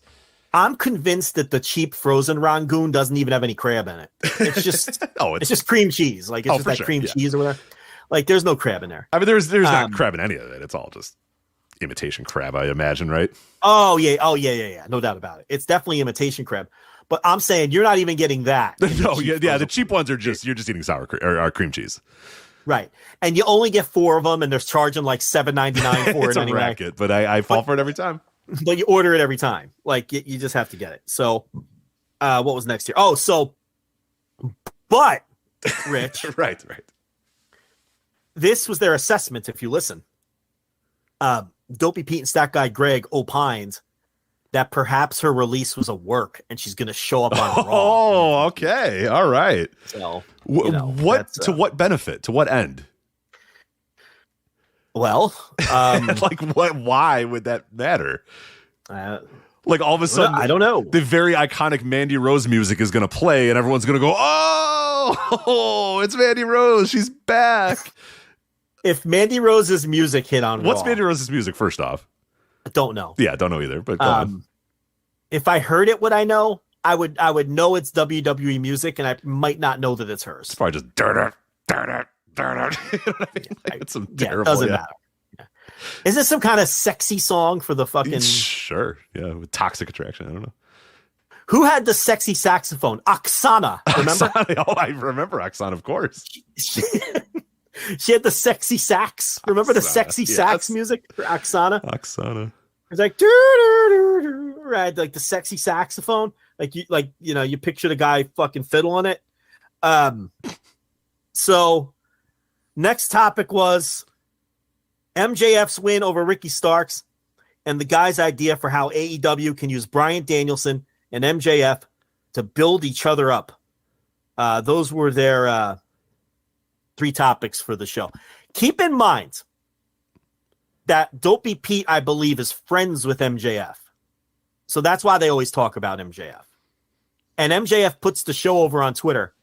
And the reason he does that is because it plays into his gimmick, because he knows AEW fans hate Pete Rosenberg. Right. It's smart. And it's smart stuff to do. And they've probably been, I imagine they've been friends for a while, given where they both grew up and their links to stuff. So yeah, I wouldn't be surprised if they were legitimately friends, but the MJF stuff is definitely leaning into it, and that's smart, and he should do that. Yeah. So, and right. So, they're both from the New York area and all that, and both involved in the rest. So they must have crossed paths, and I don't know that they're going out drinking together, but they know each other is my point. And I think that's why Rosenberg, whenever he talks about AEW, it's always MJF related. Anyway, that's the Ringer. All right, not bad. I mean, the grading the returns is not great, but I mean, if you listen to that, you'll be infuriated. Well, it gave us, but what's good about it is it gave us a window into just how far Hit Row has fallen. That even those guys that are giving like B pluses to Tegan Knox's return or whatever are giving D's to Hit Row. Like that tells you how far we've fallen so far with them. So that's reassuring, I guess, in a way. Yeah. All right. So there we go. That's wrestling this week. RevPro had a show, but they didn't upload it until like Tuesday, so we didn't watch it. So I didn't watch it yet, but I'll say this. Okay, so Great O'Khan is the new undisputed British champion. The champion of the British. He's champion of the British, that's right. And you think Lanny Poffo was watching? I definitely was watching. Absolutely, the genius doesn't miss any RevPro shows. No, absolutely not. So he beat Zach Knight because Ricky Knight Jr. broke his wrist. Was that the dopey one that was there for Soraya's things? I mix up my Knights. I don't know my Knights. I know my Ricky Knight Jr. and I don't know any other Knights. There's like 500 of them. I don't know any of them. Yeah, I know Ricky Knight. I know, I know the matriarch. I know Paige, and that's all I know. So, yeah, I know the mom. So maybe let's just say yes. Yes, okay. Let's go with yes. Let's do yes. Zach Knight replaces Ricky Knight and defends the title on his behalf and loses. I am convinced. Rich Craich. I'll tell you, this microphone makes me feel real professional. I got to be honest. Like, you should see me when I sit here at the desk now. Stroking your chin. Yeah. Yeah. Like, I don't know. It makes it. Oh, man. You got to stand up. You got to do like the sports radio guys who stand up. Have you ever seen that? There's a lot of sports radio dudes who stand up. They're always standing. Pat McAfee. Oh, yeah. He's a stand-up guy for sure. Yeah. In his shorts. He's wearing his... Yeah. His shorts. His tank top and his shorts. Sleeveless tee. Right. Standing up. Pacing. Yeah. The guys are just loaded with energy. Well, sometimes during the Thursday reviews when I get heated, I do pick it up and stand up. There it is. All right. March around. I'm like Mr. Kennedy when it comes down from the ceiling, like holding it from the back. Did I ever tell you the story? When I was at Victoria or Tara, whatever, Lisa Marie Verone's wrestling themed bar and restaurant in Chicago that is no longer with us, unfortunately. But one time, wasn't it called the Squared Circle? The Squared Circle, yes, indeed. What did you just call? You called it something weird. No, I just said I just said her wrestling themed bar and restaurant, but I guess I could have just. No, you said something else. Tario. No, I said Tara. That was her TNA name. Remember? You okay. I said Victoria, Tara, Lisa Marie Verone, however you want to call her. Yeah. You said Tara in the most Chicago accent of all time. I try not. Sometimes it comes out of you. It does. I really try it. You said the name Tara and you said Tara like you're you fucking super fan, yeah. You said it like you're Johnny Torrio or something. You're just it really didn't sound like Tara. I don't know what the fuck it said. Well, there you go. It really can't. Listen, I don't have any accent to speak of and pronounce everything impeccably. Right, and man, the classic Ohio accent that the Syracuse trained Joe Lanz over here. The Joe Buck nondescript Ohio accent right. is what I speak in, sir. I've never mispronounced a name. Tara. You sound like Jamie Gertz and Still Standing. Is what you sounded like right there. That's 10 out of 10 what babe, you just sounded like. Anyway. Yeah.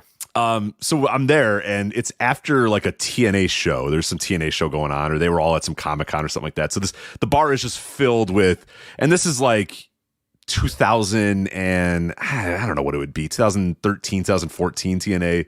Basically, like the table next to me is Christopher Daniels and Kazarian, who look like they don't want to be there, and they are upset that everybody else is there. You know what I mean? Like I talked to Daniels about his like comic book and not about wrestling, and that he was like, "Oh, thank God, I'd love to talk to you about comic books or whatever."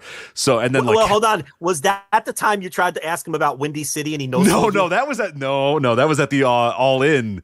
That was at the All In press conference. That's my favorite story because he was thinking this fucking smark thinks he's going to impress me with Windy City talk. He's probably thinking I haven't thought about Windy City wrestling in 30 years. He wrestled for decades there. He was like He's probably like, this smark thinks I'm going to be impressed with his Windy City wrestling. I know. It was so deflating. So humiliating. Because I was ready. Like, nobody had any questions for Christopher Daniels. And I'm like, I got a question for Christopher Daniels. And I was like, let's talk about, Vic Capri and Windy City Pro Wrestling or whatever.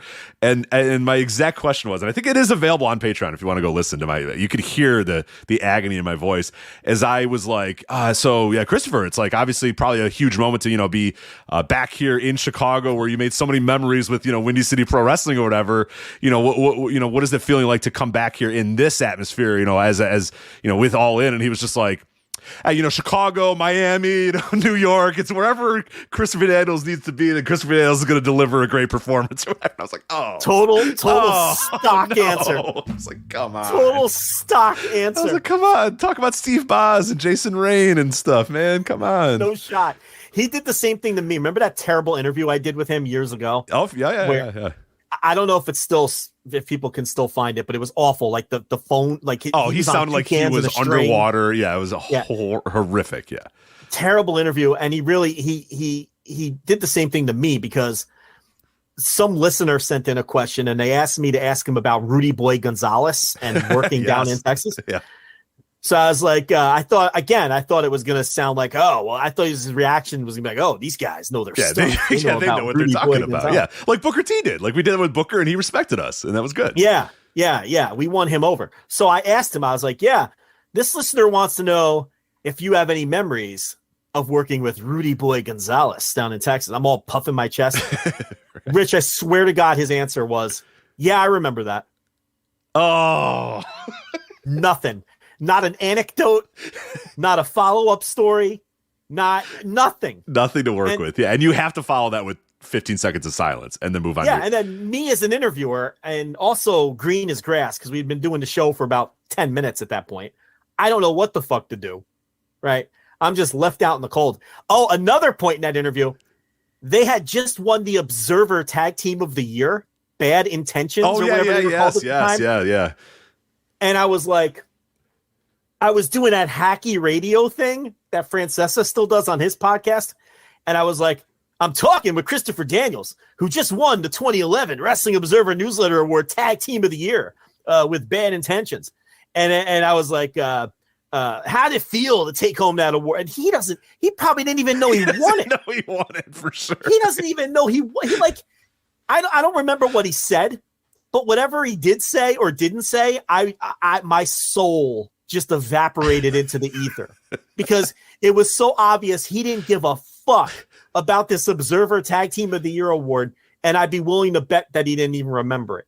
But the one good nugget to come out of that interview. So you're not alone in Christopher Daniels just being a worker. Yeah, thinking you got the best question ever to ask the fallen angel Christopher Daniels, and he just stonewalls you and says, nah, Miami, Denver, New York, it doesn't matter where I'm at. I'm going to deliver a great performance. I was like, ugh, God. Dude, that guy goes to work, asks if he's up or down, and goes home. He don't give a fuck. He doesn't care. He don't give a shit. He's been doing this for years and years. He don't fucking care. The only nugget I got out of that interview, the only time he perked up at all, is when I asked about Curryman. Yeah, that was great. Yeah, you got him there. You broke him there. You could feel the smile in his voice, and he gave that classic line. He goes, I don't know where he's been. I think he's got a problem with the drink. And I was like, oh, this is gold. I finally got something out of him. He just told me that Curryman's an alcoholic. I could end the interview right here. But did I know? I asked a Rudy Boy Gonzalez question and got no sold. All right. Anyway. Oh, sorry. I had a Ken Anderson. You were saying you bring the mic down like Ken Anderson. Yes. So I think I maybe told the story, but if not, so we're in this bar and it's filled with TNA wrestlers. It's got Kevin Nash is there, just drinking his wine, telling my buddy he can still dunk, even though he clearly just had a knee surgery like weeks before. He can't fucking dunk anymore. Are you kidding, dude? Every time you get in the ring, your quads explode. You can't fucking dunk a basketball. But anyway, we bring this up all the time because my buddy and I, my buddy says, hey, Big Sexy, you still dunking? And he goes, fuck yeah, as he sips his wine. And exactly like you would imagine Kevin Nash would do that. Yeah. And then we get back to the table, and I'm like, he can't fucking dunk. Are you kidding? There's no way.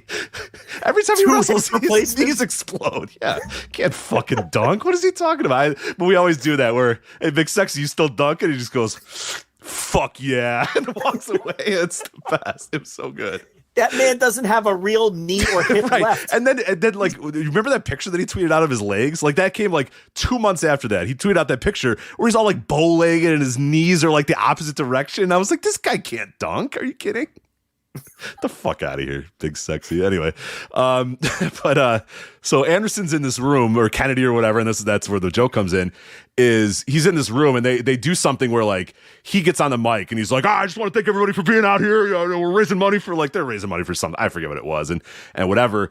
And some little kid comes up and he goes, hey, you want to do my thing? And the kid goes, yeah. So he goes, Mister, in the that he would do. And he hands the mic to the kid and he goes, Kennedy. And the kid, and at that time, he's obviously not Ken Kennedy. He's Ken Anderson. Yeah. So he goes, Anderson, and everybody laughs, and all the TNA guys are making fun of him. Yeah, and he turned red. He's embarrassed, and it was the whole place is erupting in laughter, and he is not happy about it either. Because obviously he's working for TNA at that time. He doesn't. Yeah, nobody wants to work for TNA in 2012 or whatever. So, a moment I'll always forget of him thinking he's going to own this room, and especially like in front of like Kevin Nash and all these other big time bigwigs or whatever. And then the kid just dogs him and goes Kennedy, and he goes Anderson. I love the TNA wrestlers like backhandedly dogging their own company too. Right, laughing at all of that. Yeah, they knew. That's getting those Dixie checks. They don't give a shit. Yeah, that's funny. So back to Zach Knight, Rich. Yeah, Zach Knight. Of course. I am convinced that I got hiccups all of a sudden. Bad timing. Okay, I think they're gone. Okay. I am convinced that Ricky Knight Jr. would have beaten the Great Okan and handed him his first Rev Pro loss. He's still undefeated, and Gideon Gray still does the gimmick. But you can't have Zach Knight hand the Great Okan his first certainly loss. Not. So, but this works out good because this is like a little silver lining thing because now Okan gets to carry around that title in Japan, right? So that's cool. And now Ricky Knight Jr. gets to hand him his first loss while also winning the title back, right? So I think they kind of got handed something. There's a little silver lining there is what I'm getting at here. There's a nice story there because Ricky Knight Jr. never lost his title in the ring. And now he gets to beat Okan. That'll give Okan his first loss. I think that's what they're going to do. And Rich, you'll be shocked to hear this, but Will Ospreay and Tomohiro Ishii allegedly had a tremendous match. Wow, I'm stunned. Yeah, that's I did want to watch it, to be fair, but like things, today was horrific weather here in Chicago, and yesterday was busy for me, so I didn't get a chance, unfortunately, to watch it. But I will this weekend. I've earmarked it. I got to watch another Will Ospreay. I mean, I have to end this year out watching yet another incredible Will Ospreay performance. That's probably going to make I really want to do it this year. I can't because of the Briscoes and FTR, but I really want to make my entire Voice of Wrestling match of the year top 10 Will Ospreay matches. And I probably could, but you got to put those Briscoes, some of those Briscoes FTRs have to be in there for sure. So, and there's a few other matches that I want to, but I really want to. I really wish I could.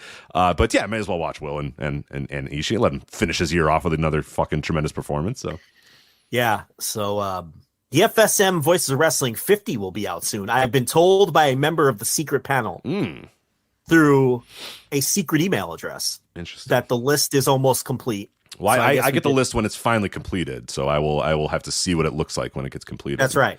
That's right. Yeah. I may have had a sneak peek at the list. Oh, wow. Page. So I've seen it. And when it comes out, we will break it down and we will bury the panel because I have to take issue with the panel this year. I'm not going to give anything away. I got some disagreements with the panel. I've heard. I don't know. I've heard what your issues with the panel are. Yes. So we'll talk about that. The cage match inmates. I guess 16 people who were at the. Well, actually, no. It's on the streaming. It's up on the on demand now. So I guess they didn't have to be live at York Hall. 9.24. Okay. So far. So obviously another great for both of those guys, really.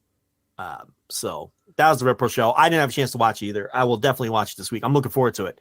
I wanted to watch it today, but I got caught up with the turkey and everything else. So, so I will watch it though. That Zack Sabre Jr. worked the show. I heard that. Yeah, it looks like a fun show. I mean, Rev Pro York Hall shows. I try to not miss any of them. They're all worth something. They're all worth at least checking out. Week to week and some of the spot shows of Rev Pro. We got during the pandemic times. We were just only Rev Pro was like our favorite thing that we were watching for a while there, and then I kind of kept that up even like in the last. But then I've had to say like, all right, maybe I don't need to watch all these things like these, in between spot shows. I don't have to, but all the York Hall shows you got to absolutely watch for sure. They run more shows than you think, right? Like, and that's right. And then there was a while there where I was like, all right, I'm watching everything from these guys, and I was like, okay, I don't have to watch everything. that's not always the best idea. Yeah, Sabre took on that Leon Slater. He's a good looking. I've always liked Slater. I think I did a segment on the show a couple times, maybe a year or so ago, where I said I really, really like Slater. So, and they had Oku versus Connor Mills because they did the breakup angle last time with Mills going heel on him, and then obviously the title match and Ospreay Ishii. That was the top four. So, Brendan White and Danny Jones against Sunshine Machine. I can't pronounce Sunshine Machine. I can't say it fast. Sunshine Machine. It just sounds weird. There's too much going on. There's a lot of shh in there. Yeah, Sunshine Machine. It doesn't, especially on a microphone on a podcast. It sounds like shit, right? Because those are the kind of sounds that get like Sunshine Machine. I don't know. Then some undercard stuff. So you'll never believe this, but Robbie X was in the opener, Rich. You'll never believe Always. That's like 3 or 4 years running for him. Good for him. Every fucking show. That's the news of the week. I mean, That's you it? don't want to do Cena. So I guess we did do Cena, actually. He showed up, he moved some tickets, he's wrestling on fucking SmackDown. It's SmackDown. fucking John Cena. Yeah, I don't know. And now, we'll see if he does WrestleMania. We'll see if Stone Cold does WrestleMania. We'll see if The Rock does WrestleMania. I don't know. We got an ad read or something. I got to take a piss. We do. You want to take a piss? I'm out of here. All right, you take that piss, and I will tell you that this episode of the Flagship Podcast is sponsored by our very, very good friends at HelloFresh, where you can get farm fresh, pre-portioned ingredients and seasonal recipes delivered right to your doorstep. You can skip trips to the grocery store and count on HelloFresh to make home cooking easy, fun, and best of all, affordable. That is why they are America's #1 meal kit. And it's the most festive time of the year, and HelloFresh is here to make the most of every single moment. From holiday hosting to dinners during busy weeknights, you can count on HelloFresh to deliver fresh ingredients and seasonal recipes. 'Tis the season for saving money whenever we can, and HelloFresh is cheaper than grocery shopping and 25% less expensive than takeout. So you can use those savings for holiday gifts or treat yourself to something nice this holiday season as well. HelloFresh can also help you eat better amid all the holiday temptations, and I definitely know about those. Their meals are 20% fewer calories than takeout, which is great, so you can still have full flavor just without the guilt, and then, hey, you know what? You can eat a cookie or two afterwards and be neutral and be right there, and that is perfect for me because goddamn, I'm eating a lot of cookies right now. But anyway, I'm short on time as well, and HelloFresh's quick and easy options like the 20-minute meals and easy cleanup dishes. They're big on flavor and easy on effort. They're time-saving solutions that mean more time with your friends and family around the holidays. And HelloFresh's Festive Eats makes mealtime a snap. You can choose from holiday-inspired dinner recipes, seasonal add-ons, or even 3-course offerings, all designed to make holiday meals extra yummy and easier than ever. Quality is HelloFresh's top priority. Ingredients travel from the farm to your home in less than 7 days, so you know they're fresh, and I can attest to that as well. The stuff that I get from HelloFresh, even if I don't cook it that week or I cook it like a week after, whatever, the stuff is always still fresh. The vegetables are always still good. Everything is perfectly fine, even after a couple days, and you can feel that definitely this is coming from pretty close to my home, a farm, not coming off of a truck or whatever, sitting in a freezer for 2 weeks or whatever. Definitely not doing that. Best thing, though, with HelloFresh, and I've recently discovered that this week, if you're traveling over the holidays or you just want to skip a week or whatever, you can do that. HelloFresh has plans that work with your schedule. You can change your preferences, delivery day, and address in just a few clicks. This is a week where, obviously, Saturday and Sunday, I'm going to be eating at other people's houses, doing other things. I don't need HelloFresh this week, so I skipped it this week. Don't need it. But I can pick it back up exactly when I want, back in the first week of January when I'm ready to go again. You could do that just in a few clicks. So anyway, you want to go to HelloFresh.com/VOW18. Again, that's HelloFresh.com/VOW18. And you're going to get 18 free meals plus free shipping. Again, it's HelloFresh.com/VOW18. And use that promo code VOW18 to get 18 free meals plus free shipping. HelloFresh, America's #1 meal kit. It's a season of giving back. That's why Kia is expanding our partnership with St. Jude Children's Research Hospital and making a donation for every eligible new car purchase during the holidays through Kia's Accelerate the Good program. Kia, movement that inspires. Kia will donate $8 for every new Kia vehicle that is purchased or leased at authorized Kia dealerships and delivered to retail customers between November 11th, 2022 and December 31st, 2022, with a guaranteed minimum donation of $1 million to St. Jude Children's Research Hospital. See kia.com/season of giving back for details. Get ready, Ohio. FanDuel, America's #1 sportsbook, is coming to the Buckeye State. And to kick things off, you can get started with $100 in free bets as an early sign-up bonus. Just download FanDuel's top-rated sportsbook app. Make every moment more with FanDuel. 21 plus and present in Ohio. Bonus issued and non-withdrawable free bets that expire 30 days after FanDuel accepts its first real money sports wager in Ohio. Go live date. Unique user identity verification required. Offer ends on the go live date. Restrictions apply. See terms at sportsbook.fanduel.com. Gambling problem? Call 1-800-GAMBLER. Membership fees apply after free trial. Cancel anytime. Can I be real for a second? That goal you have to exercise and eat better, you really can do it, but nobody is going to do it for you. And nobody has to, because you can do it if you have the right tools and a community that cares about helping you get results. And that's us, Beachbody. It's as convenient as your TV or laptop, but you need to decide that you're worth it. Let us help you succeed. Here's how. Go to beachbody.com to claim your free membership and start feeling great. It's Hanukkah, Rich. It is the start of Hanukkah. It is. No, wait, it just started Sunday. I think it's been a few days. Yeah, you should be.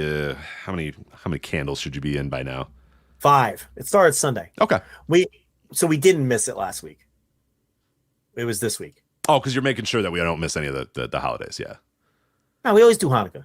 Yeah. 3 Kings. We do. Tony Khan, he had a 3 Kings. He had AEW had a 3 Kings thing this week, right? What? 3 Kings Day? No, Rampage. Rampage has a 3 Kings Christmas Casino Trios thing. You didn't see that? 3 Kings? Yeah. I review these shows, Rich. Of course, I have no idea. I have no idea what you're talking about. This Friday on Dynamite, there's a massive Trios Battle Royal will take place. All the major trios of the company or whatever. It is called the $300,000 3 Kings Christmas Casino Trios Royale. It's called 3 Kings? Yes, he called it the $300,000 3 Kings Christmas Casino Trios Royale.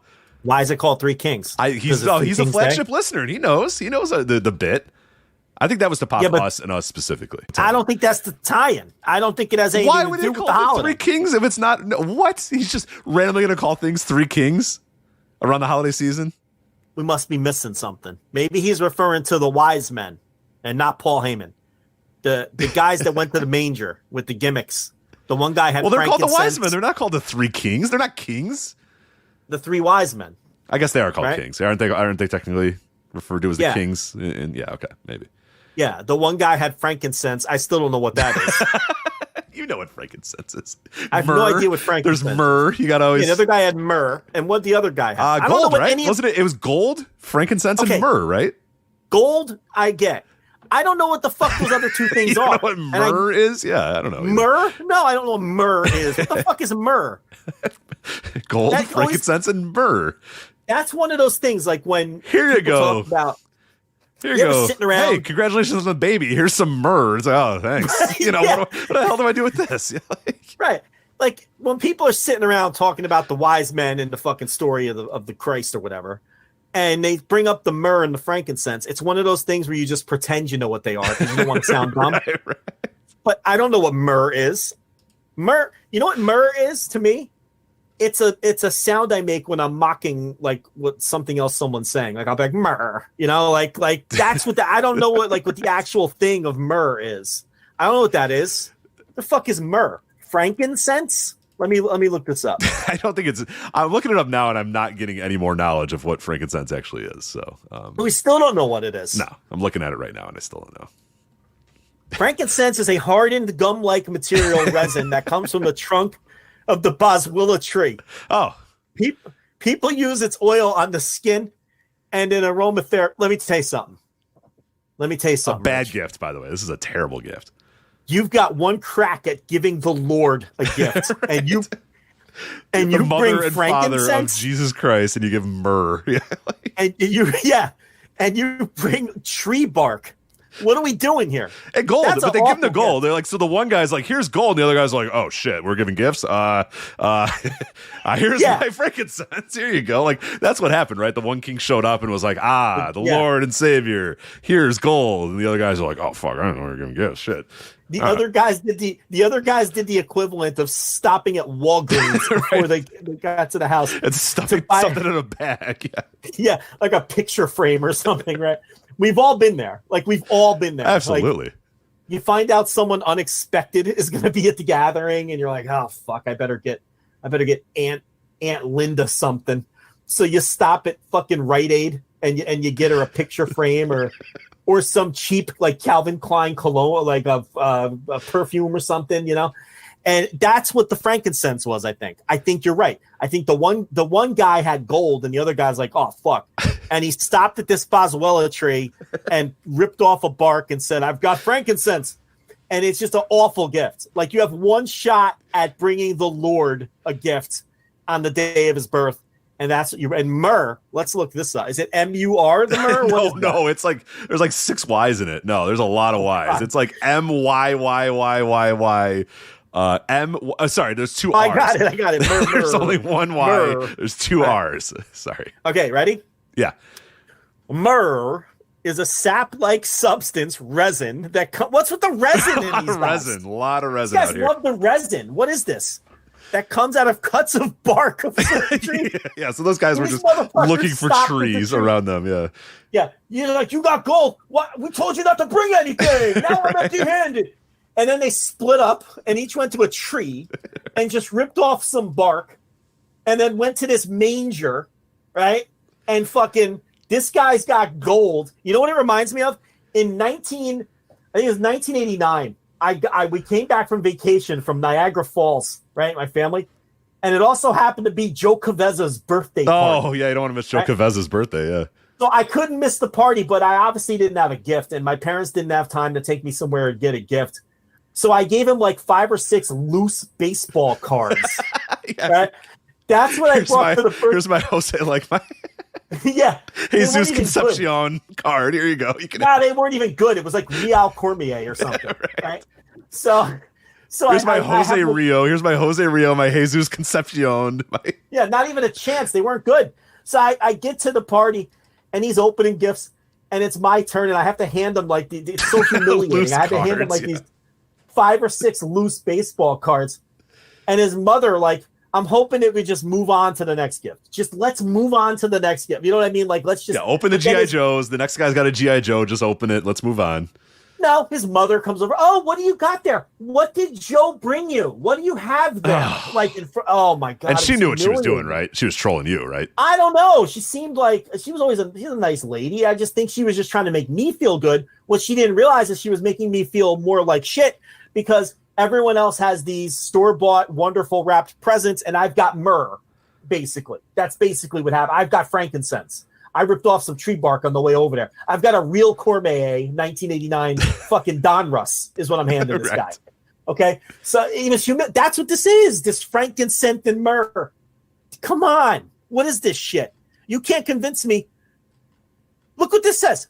It says myrrh is used for problems in the stomach and intestines, congestion. He brought the Lord. It's a baby. He brought the Lord Pepto-Bismol for this is basically what he brought him here.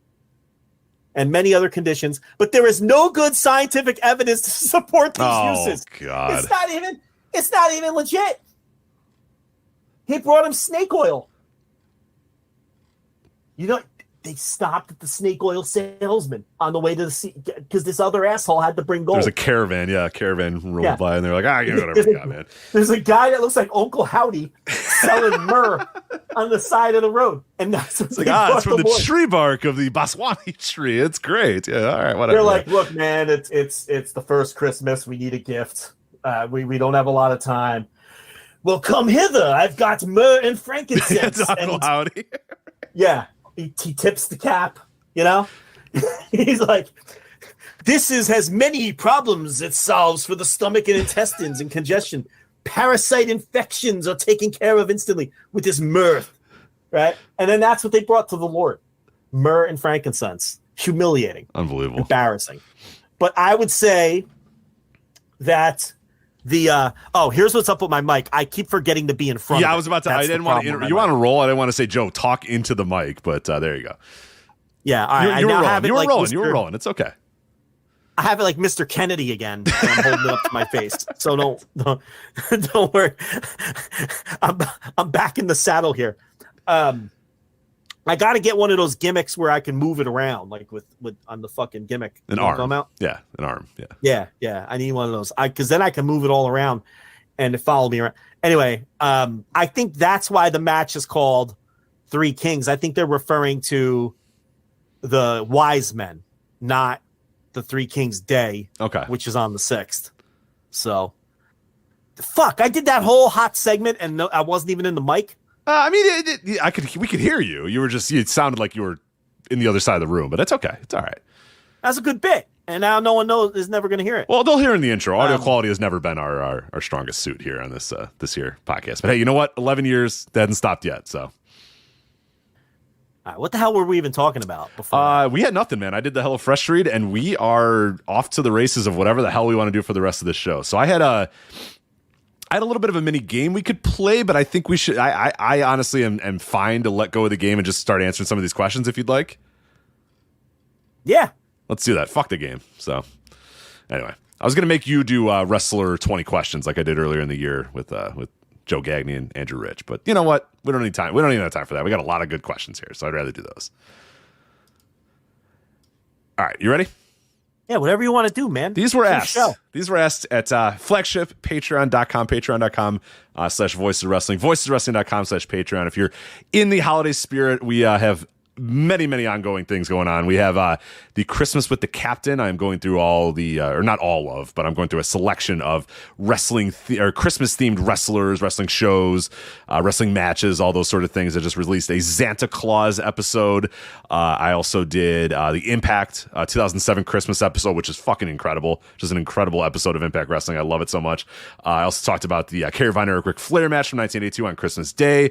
I got a Nick Bockwinkel Kurt Hennig match I'm going to talk about that happened on Christmas Day. A lot of good stuff coming up. Stone Cold Steve Austin's stunning Santa Claus because he was mean to an Uso. That's a thing too. So we got a lot of stuff coming up here pretty quickly. Christmas Creature potentially. Are you still? You mentioned wanting to write about Christmas Creature. Are you still going to do that or no?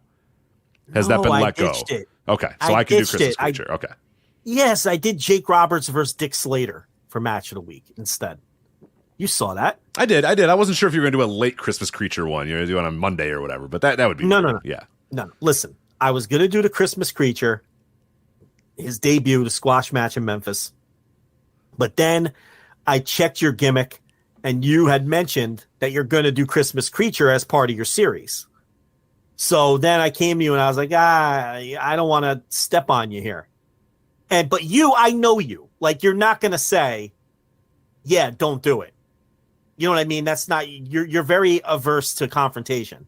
So I had to read between the lines on your answer. Oh, I'm sorry. Oh no, my answer was definitely you can take it because I didn't really care that much. But I apologize if my answer came away differently. So see, like right now, you're doing it again. No, like I don't care. I didn't even take notes on that. I didn't know if you told me, hey, I'm going to do Bockwinkel and Hennig, I'd be like, man, I took notes on that. I got the show's ready to go. I just have to sit down and record it. I haven't done any notes of the Christmas Creature, so I was like, if you want it, take it, pal. You got it. Well, now you're locked into. God damn it! Now I got to do the Christmas Creature. Okay, that's fine. Well, you promised the Christmas Creature. I did, but then I was going to say, Joe took it, so it's out. I got to do something else now. So. Oh, you were trying to be real slick and pass off the Christmas Creature. Wasn't that great? Yeah, I thought it was going to be a lot juicier. It's really not that juicy, but that's all right. We can. No, he comes in, he debuts, he loses in the fucking Mid-South Coliseum, and you never see him again. Right. Like, it's not that fun. Yeah, I thought it would be more fun, but it's not really. Well, good luck getting 40 minutes out of that, sir. Because Creature, yeah. Now you're locked in, and you're in, and now the people are going to want it. And not only that, because we just had this discussion. They're gonna have laser focus. Yeah, it's got to be good now. It's got to be real good. Yeah. But anyway, that's going on. I will also sometime probably on Saturday release an NBA Intelligentsia previewing the NBA's Christmas Day slate, the games that are happening, the things to watch for. A bunch of guys are injured, so this slate's going to be kind of crummier than it was going to be originally. It's also going to be a weird day too, with the NFL's running on the same day too. So that's actually a question that somebody asked. So we'll wait a sec to touch on that. But I will do that probably on Saturday. Or early Sunday morning, you will get the NBA lineup, NBA Intelligentsia, so you can get ready for the NBA if you're going to be watching basketball all on Christmas Day. But there are other options. There are other sporting options this Christmas. So we got that. We got Christmas the Captain. We got the Christmas Day NBA slate. You had a great Lanza Reviews 10 matches on the Patreon, emptying the 2022 queue. All of the matches that you were waiting to watch this year, they're all done, and you did 10 reviews and detailed reviews too. Not even just like if people haven't read these, if you're not a Patreon subscriber and you don't know what these aren't you being like, all right, so then like this guy did this move and then that guy did that move and then that was it. And it was a good match. It's like detailed reviews. You want to talk a little bit about what you did in those Lanza Reviews 10? Because you go in all sort of different directions as well with these reviews. Yeah, I mean, I try to at least paint a picture of what's going on in the match and the given promotion, because it's a lot of offbeat stuff that we would never talk about here. We're never gonna, I reviewed a match from New Zealand from Aaron Hanare's promotion in this batch. T-Hawk and the Strong Hearts going to Singapore, with T-Hawk challenging for the Southeast Asia title against Aiden Rex. I did an Inspire AD match with the best of the third match of the best of three series with Great Scott versus ASF, and got into the whole history of the Great Scott and his history with the promotion going back a whole decade. So, I try to weave a history and a tale and give people more than just, like you're saying, just a cold, review of the moves and the execution and all that. And I also try to link all of the match reviews together with one common theme.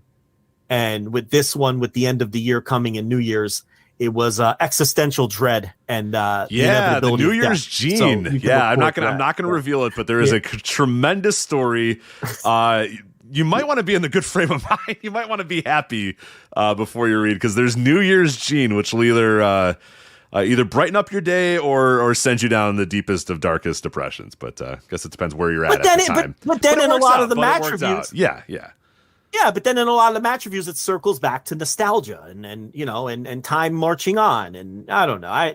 I'm not trying to make these out like it's fucking, Hemingway, but I try to do more than just your standard match reviews on these things. And people seem to like them. So, and actually, I watched that fucking 8-man tag, that New Japan versus All Japan 8-man tag from October.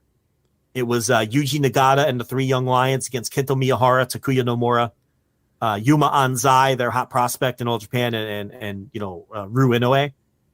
Rich, I gotta tell you, I'm so glad that I finally got around this match. You need to watch it. Okay, is it great? You have it. Like I wrote in the review, it was reminiscent of one of those Burning versus Kensuke office matches from 2009. Okay. Then I definitely where you feel. Look, now it wasn't as good as those, but it was good. I went notebook on it.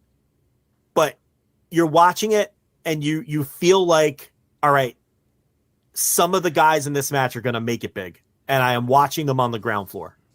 And the Young Lions in the match, you could tell that they always work hard and they always have great energy and fire. But they were on an All Japan show against their All Japan counterparts, and they turned it up a notch. The intensity. You know what I mean? Like, yeah. They were teaming with their senpai. They're teaming with Nagata. They're going against their counterparts from the other company. This Yuma Anzai is getting all this attention. Even Nagata's all over this guy's nuts. You know what I mean? And these Young Lions, it was Kosei Fujita, Ryohei Oiwa, and Yuto Nakashima. They were on another level, and they're always good. But you could tell they were out there with something to prove. And it got stiff, and it got nasty.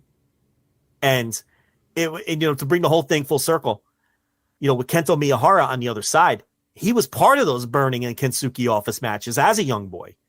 And now he's in a very similar young match, except he's the veteran leader on one of the sides. So again, the whole theme of the reviews of the column as a whole is nostalgia and, the marching and the inevitability of time. And, it feels like yesterday that I was watching those matches, with Kensuke Office and Burning. And now here we are. Kento Miyahara is the grizzled veteran feuding with Yuji Nagata, leading his young guys against Nagata's young guys. And it had the same feel, and it even had one of the same participants, and it really was, if it would have had a slightly hotter finish, it would have been a low-level match of the year contender. As it was still red hot. And the only drawback is, man, I wish it was a full mouth noise cork, and it would have blown the roof off. You could tell that these fans wanted to explode for this match. Yeah, okay. One of those. It just has that feel. And Fujita in particular and Anzai. I mean, Anzai I'll be honest, he hasn't grabbed me. He hasn't blown me away. I don't know if I see the can't miss potential that everybody else sees in him. This one I kind of saw more of it. And I think that the New Japan guys brought that out in him. But anyway, that's one of the 10 reviews. I did Gary J versus Jeremy Wyatt from St. Louis Anarchy. I've been waiting all year to review that. That was from June. Jeremy Wyatt, I mean, he doesn't make tape a lot, but when he does that, I make it a point. He's really good. I went back to Australia for a review. There's a Commander 3-way in there. I even looked at some Big Japan stuff. Yankee 2 Kenju versus Astronauts. I mean, again, it felt like I was watching something from 2017 with that one. That was a great match. Aiden Rex versus T-Hawk, the 10-man. Vikingo versus Laredo Kid versus Taurus. Brian Keith versus Shane Taylor from this year's Texas Indie Showcase. Oh, right. I forgot that happened. Yeah. I got to check that one out. Yeah. Too. So I took a look at that. And like I said, the tag match from New Zealand from Hanare's promotion. And I had a little background there because, Kevin Chiat gives me great information from that part of the world and keeps me plugged in. And then the Inspire match with the Great Scott versus ASF. And I mean, you'll learn a lot about the Great Scott and his history and his origin and where he's come from since 2013. So like you're saying, these aren't just match reviews. You get a little background, get a little history with a lot of this stuff and, the match reviews too. So anyway, that's me putting over the column. There you go. That's on the $10 tier. And I'm done with 2022 now. So people send me stuff. This was the last of everything that has been sent to me. And I'm turning the page. And that's a big theme of the column. That's it. 2022 is done. I'm moving to 2023. And then, we'll go back to the old format where I do 3 or 4 at a time instead of 10, because this took me a couple days to write. And anyway, that's my newest stuff behind the paywall. Got that. Also, the Thursday Dynamite review just got released as well. Another excellent Dynamite is the title there. So your recap of this week's Dynamite. All that available. FlagshipPatreon.com, patreon.com/Voices of Wrestling, as well as now, 4 years of content that we've put back there. So a ton of stuff available to you. $5 tier or $10 tier. All right, let's open up this mailbag, this Santa's sack. You want to open up Santa's sack, Joe? I want nothing to do with Santa's sack, if I'm being completely honest.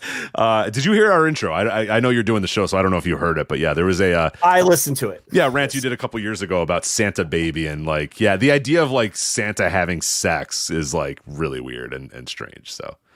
You know who, I tell you, TLB, you ever see those World Cup commercials with John Hamm as Santa? Yeah.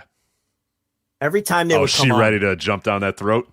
She's like, I'll sit on that lap and ask for some things. Well, I get it. It's John Hamm. I mean, I get it. He has that way with women. But he's he's Santa. Like the beard and there's something you got to unpack. I don't know. You got to talk to her about it. I do constantly talk to her about it and try to unpack it. Right. But all she ever does, I've tried.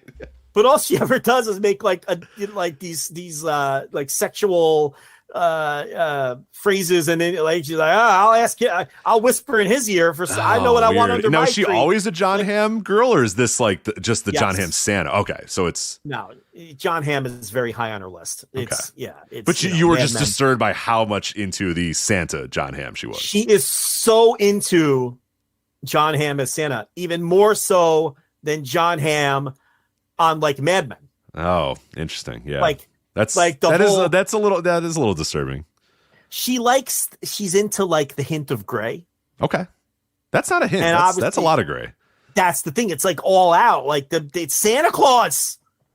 He's 1 million years old. Literally. How old's Santa? At least a couple thousand years old, I don't know how old Santa is. Yeah, he's old. He's fucking old. He's a couple thousand years old. Fucking Saint Nick or whatever the fuck.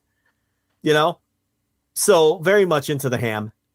And that gets discussed a lot around here. Rich, it's rumored he has a gigantic penis. Oh, yeah? His nickname is the Hamaconda. John Hamm or Santa? Obviously, both, that's John Hamm. Yeah. But he used to hate people talking about his enormous penis, but he's become more lighthearted about it as the years have moved on. That's annoying. I wish he had you know what I mean? You're that dude. He's got a good voice. He's hot as fuck, and he's got come on, dude. Why does he have the big dick? Right, give him the small micro penis. And people are like, whatever, dude. It's John Hamm. I'll still. No, whatever, he has a fucking. Yeah, of course he's got a great voice, good look, great hair, and a gigantic schlong. Perfect. Great. Awesome. Love it. Because the rumor is on the set of Mad Men, because of the 60s clothes were tight fitting, they would just have to let out the crotch. They would have to let out the crotch of his pants because it would be, because that's great. The bulge was too obvious, so they had to. And then they dubbed him the Hamaconda. That happened with. Do you remember former White Sox player? He bounced all over the place. Juan Uribe. Yeah, well, of course. Juan Uribe. Yeah, he's got classic. a very famous gigantic dick. Where so much so that anytime like he kept getting hit by the ball, and people were like, dude, you gotta wear a cup. Like, why you? Because he would get hit by a line drive because he played like third base and shortstop or whatever, and he get hit by line drives all the time. And it was like, the trainers were like, hey, Juan, you gotta wear a cup, man. And he just kept saying, they don't make them big enough for me, man. Like, I've tried. I can't. Yeah. And there was also this story, too, that when a new player would join the White Sox, what they would do as a rib is they would put him next to Juan Uribe's hotel room when they were on the road. And they said, like, a large percentage of them would, like, call the hotel and be like, there's some sort of domestic disturbance going on next to me. I don't know what's going on, but I hear a lot of screaming and yelling or whatever. And then the next morning, everybody would laugh, including Juan. He was like, "Oh yeah, you think I was hurting her? No, she was liking it, baby." Because he was fucking him so hard and so good that with the gigantic penis. Right? These new players would be like, "I don't know what's going on there. I'm just hearing a lot of screaming and banging. Like I don't know what's happening." Like they didn't know they were next to Juan Uribe, and then the next morning, everybody would be like, "Hey, how was your night?" Like, with the implication being they couldn't handle his enormous tool. Yes, exactly. I mean, I've been there, and it's uncomfortable for the ladies sometimes when you're just, you're too big for. Yeah, I understand. Well, I understand that feel. It's. I don't, but that's fine. Juan Uribe is a classic the fear guy. Like he gives you. He was on your team all those years as an opponent. Okay, a classic baseball fear guy is not necessarily a great player like Mike Trout, right? Because that's just what it is like an average player or a guy who's not considered a great player who you still are terrified of when they come up against your team. Right. Michael Kadire was the Minnesota Twins guy. Like that guy, Jason Kubel and Michael Kadire, every time they got up to the plate, I was like, motherfucker, this guy's going to hit a double and this guy's going to hit a home run. And they every single time did. Jason Kubel hit like 200 homers against the White Sox. I'm positive of it. Yeah, and the reason Juan Uribe was the fear guy is because he had the most violent swing I've ever seen in baseball. And you were just like, look, if he connects, you're fucked. Second and third, bottom of the eighth, 1 out, you're up by a run. I don't want him. I'd rather have Paul Konerko up because Juan Uribe gives you the fear. And if he ever connects with that fucking swing, you're now down a run. So he's a classic the fear guy, and also apparently an enormous penis. Yes, yeah, you can look it up. There's more legendary stories too. Some are a little more X-rated about the Juan Uribe's legendary. We can't go there because this show would never. This show, we don't do that sort of stuff on this show, and we are going to get away from pro wrestling for a little bit here, Joe. It's something we always rarely do as well, but we are going to go. Starting off with Christmas-related questions, and then I have Christmas and wrestling-related questions, and if we have time, we'll do wrestling questions. So we'll start off with Parker Holland. This kind of works, given what you just cooked today. He says, what is the Christmas dinner side dish that you think is the best? Which I think is interesting, because not everybody makes the same Christmas dinner. Very different, wildly different, depending on what nationality you are, what the traditions are. It could be ham, it could be turkey, it could be Italian food, it could be Chinese food, like... It's everything. So this is a very open-ended question. But what's your go-to Christmas side dish, I guess? I don't really have one. I mean, I have never cooked a Christmas dinner because I have never hosted a Christmas meal. Yeah, I don't host. I'm always going somewhere else. So, I don't have any go-to that I prepare. So, well, I would say at least for this question, the thing that I have with this question is like it changes. It's not always the same thing at every single place or whatever. Like some person's house you go to and it's ham or whatever. Some people make like Italian food. I like my aunt and uncle. They would just always make Italian food for us. So it's like I don't know, pasta. I don't know, garlic bread. But it's not always the same thing every single different place. So that is where I don't know. It's a hard answer to give. I don't know if I can give a good answer to Parker's question. Christmas dinner is very similar to Thanksgiving dinner in a lot of ways. It's not unless you're having a ham, right? Some people go with I'm trying to think of what I would eat with a ham. Like if I was having a ham, what would the side be with a ham? I think I don't know. I'm just trying to get to desserts, man. I'm just trying to get to desserts, to be honest. You know what I don't like in a ham? When people cook them with cloves. Like, I don't like cloves in anything. Ugh. Awful. Like if you don't know a clove is there and you bite into it and it just overwhelms your mouth. You're done. Yeah. I don't understand why people cook with cloves. They smell nasty. They taste nasty. No cloves in this house. No, I hate cloves. Yeah. I eat hot pot a lot. I don't know if you've ever had hot pot or whatever, but they have some cloves in there. But if you ever get like you bite into it, the rest of the day you're just eating clove. You might as well just stop. Put the fork down, put the chopsticks down, put the soup spoon down. You're done. You're tasting cloves the rest of the day. It just destroys your mouth. Hot pot sounds dirty. Like, well, yeah, you might have to look it up. It seems like something you would enjoy. Okay, give me that hot pot. You know. Well, I'm gonna tear up that slop hole. You know, like that's what it sounds like. Hot pot, like honey pot. That's like, people say honey pot. This show's getting off the rails, Rich. It is. I'm gonna get it back here. All right. Danny Kuckler asks here, what kind of Christmas decorations do you have or lights that you have around your house? What is Joe Lanza on a ladder getting those lights up? What do those outside decorations look like, Joe? No, absolutely Nothing outside. Nothing outside. Do that. Not Every even a year. light. Does a light go outside? Do you change the outside light to green or something, or no? Nothing. Well, don't change it to red. That means you're a whorehouse. Is that true? Okay. Shit. Red light outside. Yeah, be careful with that. Is that why I have the pineapple outside? Is that a problem too? So I got the pineapple and the red light. Well, the pineapple, yeah. Like, and you must know since you brought it up. Yeah. You and the nurse, huh? You and the nurse. No. I'm proud of you. Get out of here. I'm proud of you, Rich. Hell yeah. People do know the pineapple is the international sign of we're swingers. So. That, and if you have a giant rock in front of your house, that's the other one. Really? You know about that one? No, I don't know about that one. That's the pineapple is like, I can't control if I have a giant rock in front of my house. Like there might just be a rock there. A deliberate. It wasn't there before. Painted giant rock. What's that town in Illinois where all the swingers live? Naperville. We've talked about this. Yes, I have right next to my town too. I'll tell you that. So I have people that live across. So many pineapples in Naperville. Yeah, no, but seriously, I have people who live across the street from me, from Naperville, and they put a giant rock in front of their house. Oh wow! You ever try? They're open for business. Wow. And let me tell you, the wife, I would. Yeah, I would. And I asked TLB about how's the hubby? Yeah, is the hubby worth it? I asked her, and she said she would. Okay, all right. Christmas comes early. Let's do it. Let's go. But we've never, because you don't want to be wrong. Right. They're like, what? Yeah. Well, especially because you live across the street from them. Yeah. Like that could get real awkward real quick. And then, kids the same age that go to school together. Oh, yeah. That could get real. You can't go down that road. Get real icky.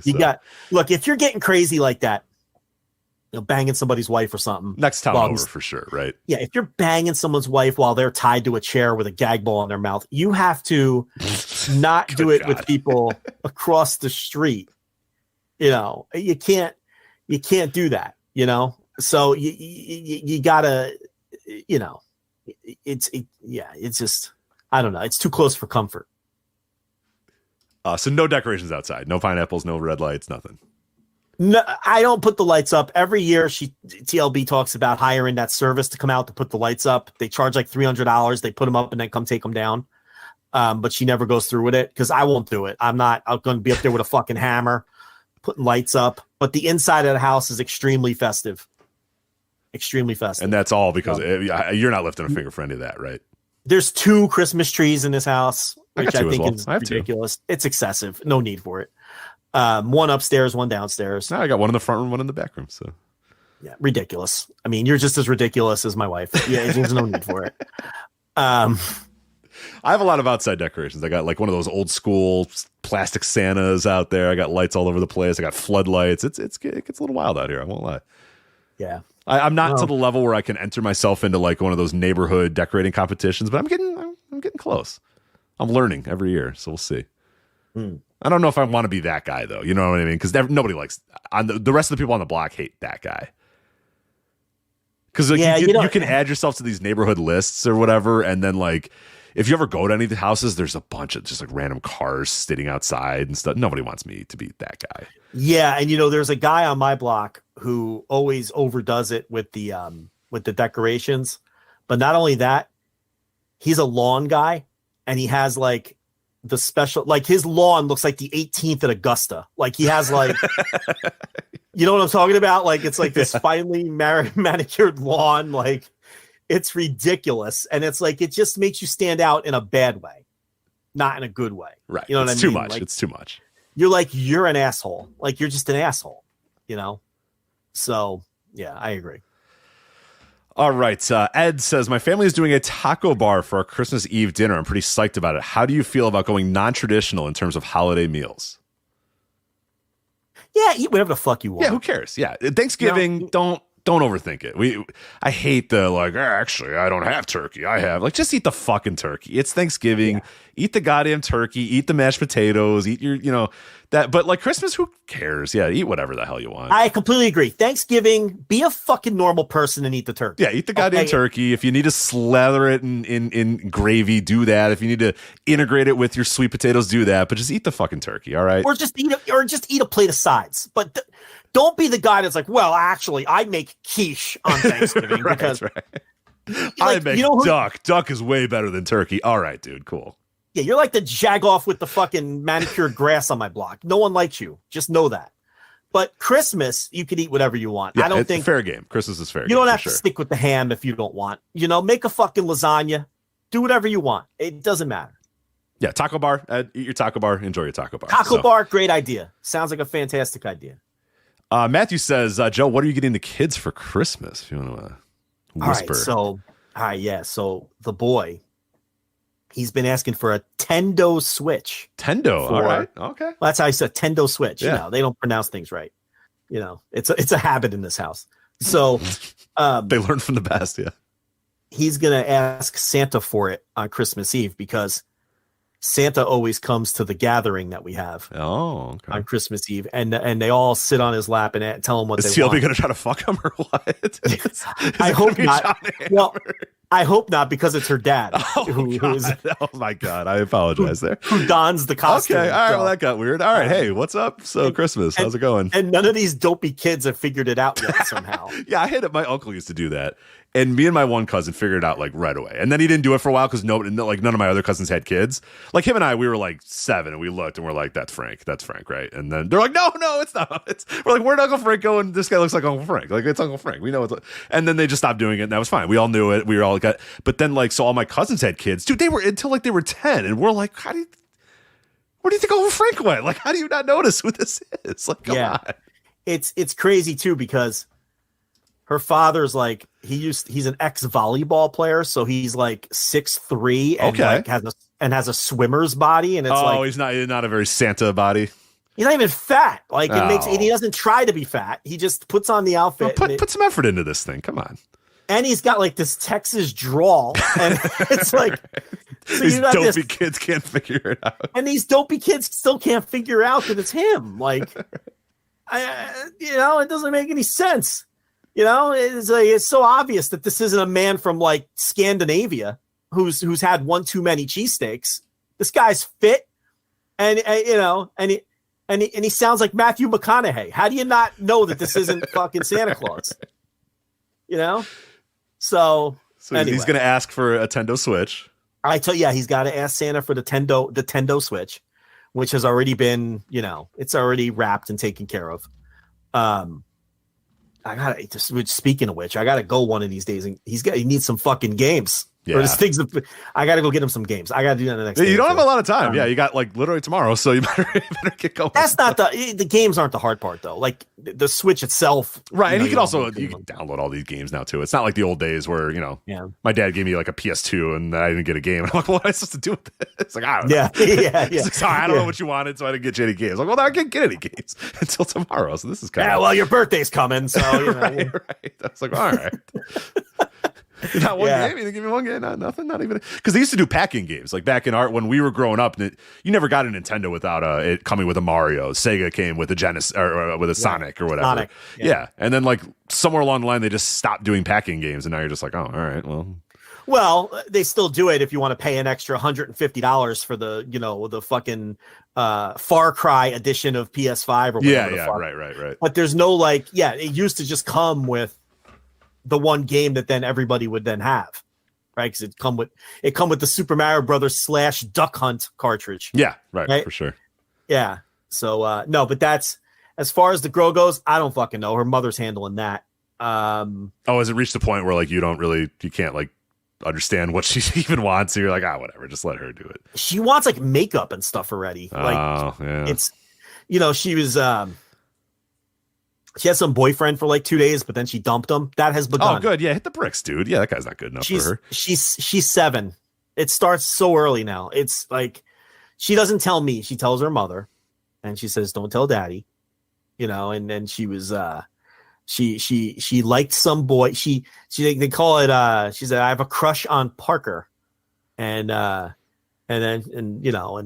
Brittany's like, "Oh, well, it's good to have friends," and she handled it. And then a day later, she's like, "Oh, I don't have a crush on Parker anymore." Yeah, Parker's a chump anyway. That guy sucks. And she's like, he tries to talk to me at recess, and I don't talk to him. And we're like, well, you should probably be nice to him. Yeah, no reason to be a total asshole to Parker. Yeah, but I don't. He's fine. You could still be friends and everything, And last year it was Kaysen, but he moved out of town because he knew what was good for him. So he's not in the picture anymore. Kid's named Kaysen. Yeah. Kaysen. Oh, you should hear somebody. I can't have kids if these are the people they're gonna have to grow up with. They don't have any friends like named Ralph or John or Mary. Tony. Yeah, where's Tony? No, like the boy has friends. One friend is named Remington. Ugh. And I can't bring kids into this world. Are you kidding? They all have these like offbeat shenanigan names. It's crazy. Like, where's Tim? Where's Tim? Come on. There's no Tims. There's no one named Bill. Like, there's no Bill. You know what I mean? It's not. I laugh, but I grew up with like multiple Bills. It's like, it wasn't that long ago that I grew up with Bills. So. I went to school. Every girl was Marie or Lisa. I mean, I don't know. It's different now. They all got these fucking weird names. Anyway, that's what they're getting for Christmas. There it is. All right. Dan says the NFL is going full bore on Christmas Day with a triple header this year, and the expanded college football playoff could put games on the holiday in the future. What should the NBA do to maintain its sporting hold on Christmas? So I will ask you, Joe, because I'm a guy who always watches the Christmas Day games no matter what in the NBA, but you are somebody who will check out the games on Christmas Day because it's Christmas Day and you watch NBA, but this year, you're probably not, right? You're watching football. You're watching NFL all day, right? Well, the Rams are playing on Christmas, so I'm definitely watching that. And there's 3 NFL games, and where we're going, the NFL is going to be on. Like, it's not even in dispute. These people are all big NFL fans. Like, last year, I would take the remote and put a fucking basketball game on, But this year, it's going to be the NFL. So what does the NBA have to do to maintain its hold on Christmas? Nothing, because the only reason it's Christmas is falling on a weekend this year. When Christmas falls on a fucking Tuesday, the NFL is not going to run games. You see what I'm saying? Right. Like the NBA just has to fucking deal with this like 2 out of every 7 years. Right. And the NFL's usually stayed away from this day, but then this time they just decided, fuck it, let's do it, because why not? Well, they had to because Christmas fell on. They're doing the regular. Okay, so Christmas fell on a Sunday. So they're doing the majority of their schedule on Christmas Eve on Saturday. And because Christmas is on a Sunday, they're going to run the 3 games but when Christmas goes back to falling on Tuesday through fucking Monday, Tuesday, Wednesday, they might run a Monday night game, but they're not going to run against the NBA. Right. They're not going to alter their schedule in a radical fashion. That's what I'm trying to say. To go at the NBA. And even if college football's on, that's not going to take the way strong will hold it. So the NBA is just going to have to eat shit this year. And in some ways, they're going to probably do that anyway because of some key injuries, like Steph Curry's out and some other guys are out. So they're just going to have to eat some shit on some of these games and deal with it. It's a pretty good slate. I'll say it's a pretty fun slate of games, but yeah, they're going to get steamrolled in the ratings because the NFL is just a juggernaut that can't be beaten. So. And the NBA just keep doing it every year, and people will be born into it and grow up with it, and it'll be their thing. And they'll just have to deal with the NFL once every 7 years. Right. That's all. And the college football playoff, like that might be, but you're looking at like it's going to be early playoff games, right? At that point, I don't even know when is the first college football playoff game. I don't even know. Well, I think he was saying in the future because they're going to add the extra teams or whatever. Oh, that might have to be. I don't know. But I don't think that they would run on a Tuesday either. You know what I mean? Like, yeah, exactly. Yeah, I don't know if they'll run Christmas. I really don't. They might not. They might just want to run on Saturdays because it's the traditional. It's not always a good TV day. Like people kind of think it is, and it is for some things, and it might be for college football, and it definitely will be for the NFL. But it's not really that good of a TV day. People aren't really engaged with the TV all that much. The NBA, even the NBA that like has legacy of doing it on days, they don't always get like mega ratings on those days either. Like it's not as good as people might think it is. It's just something the NBA has always done to they've done it since as long as the NBA has existed, basically. More on that Over and Back podcast. But I mean, they're going to do it because it's going to do a better number than whatever else would be on. Right, so, exactly. Yeah, it's better than a rerun of Elf or whatever. But yeah, it's not, it's not a juggernaut like people maybe might think it. Because, Raws will be on Christmas Day sometimes, and it's like awful. I mean, they do terrible ratings because it's just not something that, it's not a huge TV day the way some people might think it is.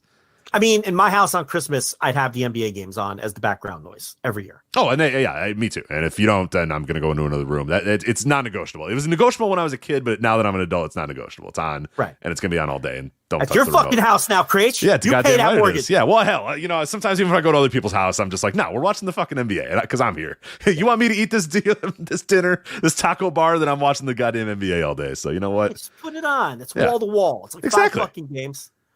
Right, it's festive. They have special music, so it's Well, yeah, Mariah Carey on every bumper over and over. Right, exactly. I mean, we're not watching A Christmas Story. I'm not doing that. So we're watching this thing. All right. Right.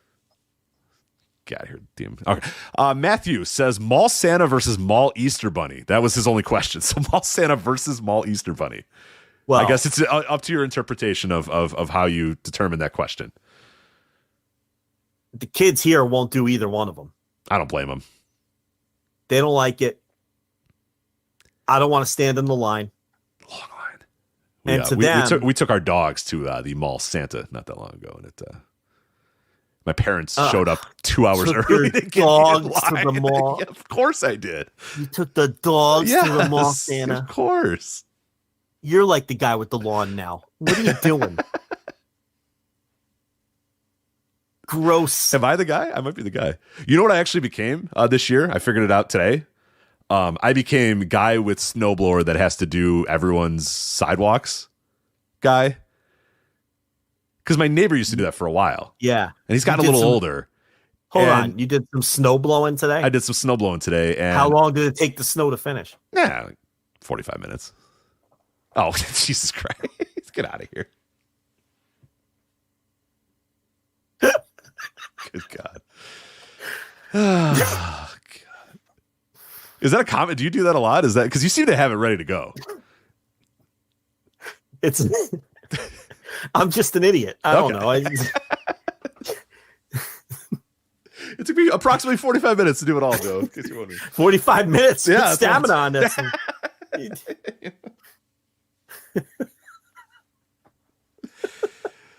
Steve says, thoughts you must be a real novice at blowing snow, Rich. Yeah. Jeez. Sore jaw over here. Captain Craich. You guys gonna be eating through a straw for a week. This is a Christmas show, everybody. Yes, it is. Classic Christmas show. But yeah, I've been bequeathed the guy that does everyone's sidewalks now. So sucks. Yeah. But someone in the chat called you the throat goat.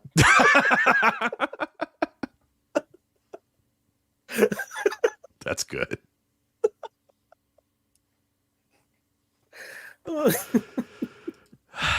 Steve says, thoughts on eggnog? I don't drink that shit. I love it. I love eggnog, man. Eggnog rocks. Not a chance. Me and my buddy the other day, we were at a Christmas party. Our wives, or his wife hosted a Christmas party, and I came over, obviously. And we talked about this on text, and then we decided to do it like in the cloud of darkness so that nobody saw us. We went to the grocery store and acquired as many different eggnogs as we possibly could, and then we did taste tests to determine the best eggnog. Do you want to know what the best one is, Joe? Sure. What's the best eggnog? The Southern Comfort eggnog. And this is all non-alcoholic, by the way. We don't throw anything in there. So I was just gonna say, isn't eggnog just an excuse to get drunk? For some, but not for I, and not for my buddy. No, we drink it for pleasure. We drink it for pleasure, which got like somebody figured out that we were doing an eggnog taste test, and someone walked over and they was like, all right, yeah, let me take some, and they like he said something. He's like, there's no booze in this, and we're like, nah, we're doing non-alcoholic. He's just like, what the fuck? And he just left. So like, all right, good, get out of here. So we could go back to our taste testing and our star ratings. But yeah, the Southern Comfort eggnog is the best. So the chat. Wish Rich was my neighbor. For the blowing purposes or for the snow blowing purposes? I would have to assume for the blowing purposes. Okay. Well, you know what? Yeah. Listen, don't be thirsty in the chat. Okay. Yeah, I'm not sucking your dick, guys. All right. No, none of that. This is a Christmas show. Yeah. Come on. Have some decorum Be easy in the chat, please. Right. I just insinuated that TLB would be having sex with her father, and now these people are trying. I mean, this is lewd. This is a very lewd show, and you need to get this back on track. So terrible show. I don't know if I know an answer to this next question. Ian says, "What is the best non-Christmas movie that takes place at Christmas time?" Oh, that's simple. Now he guesses what you are, so here you go. Answer it. Goodfellas. The Lufthansa heist takes place on Christmas. Does it really? Okay, there it is. So he says, I'm guessing Joe is a Trading Places kind of guy. I like Trading Places. That's a good movie, too. Yeah, Trading Places is good. It says, Rich doesn't really watch movies, but has fond memories of catching The Ref on cable. I don't know what the hell that is. What's The Ref? Oh, The Ref is with Dennis Leary and Kevin Spacey, I think. I don't remember that movie at all. I think. Why is he saying that I have memories of that? Have I ever mentioned The Ref on the show ever? I don't think I've ever seen The Ref. I'm looking at it now. There's no way I've seen The Ref. That's the movie I'm thinking of, right? Yeah. Leary, yeah. And he ties him up in the basement. Yeah. But then he ties up the married couple in the basement, but then the married couple's fighting, and he, as the hostage taker, then becomes like their counselor. Hence the name of The Ref. Like okay. That's the they're probably they're maybe conflating my love of what's the Billy Crystal NBA referee movie, Forgot Paris. yeah, that's what they're thinking of. Definitely thought it was more of a basketball movie when I rented it, and was not much of a basketball movie at all. So where he plays a referee. Yes, and it's like the basketball stuff is like 2 seconds. Like he yells at Patrick Ewing and then he's done, and then he just it's like a rom-com after that. It's not fun at all. Who's the wife in The Ref? I can't remember. It's gonna bother me. The wife in The Ref 1994. Let's see. You just pulled it up, didn't you? I did, and then I just closed it. So it was Judy Davis. Oh, okay, yeah, Judy Davis, Kevin Spacey. Yeah, she's starving for work these days, huh? I haven't seen her. I have no idea what Judy Davis is doing these days. Blowing snow or something. I don't know. Allegedly. No, I mean the answer is Goodfellas. Right after the heist, that famous scene where De Niro tells everybody, "Don't buy nothing," and the guy shows up. Like, oh, look, he buys the pink cat. He's like, "Look, I love that car. It's a coupe." He's like, "You take it back. You take it." The guy with the fur coat. He's like, "You take it back." He takes the fur coat right off the guy's wife. He's like, "You take it back." He's like, I didn't know. That's a famous scene. Yeah.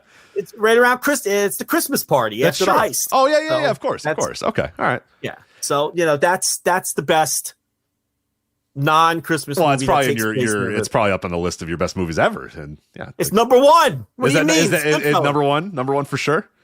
Let me tell you something. My brother comes over. We put on Goodfellas, and we could do the same thing with Casino. By the way, I was going to say, where's Casino rank? Is that 2 or is that 1A, 1B type of thing? No. Goodfellas is number 1. But we can recite every line of both of those movies. We just sit there and say the lines before they say them on screen. We send each other random lines from those movies. Just like no one else would get it. Like if they read our text. Goodfellas is number 1. It's the greatest movie of all time. Is that one of our questions? What's the greatest movie of all time? But it's fine. Reading a list here, which it's not a great list. So Die Hard 1 and 2. I don't really like Die Hard though. Move on. I don't want to get people upset at me, but that's always hey, is Die Hard a Christmas movie? I'm not doing that. That's so hack. I don't care about Die Hard. Moving on. Reindeer Games is a list of another one that takes place on Christmas. Edward Affleck. Yes, Affleck. Yeah, that movie stinks. Edward Scissorhands, don't like it.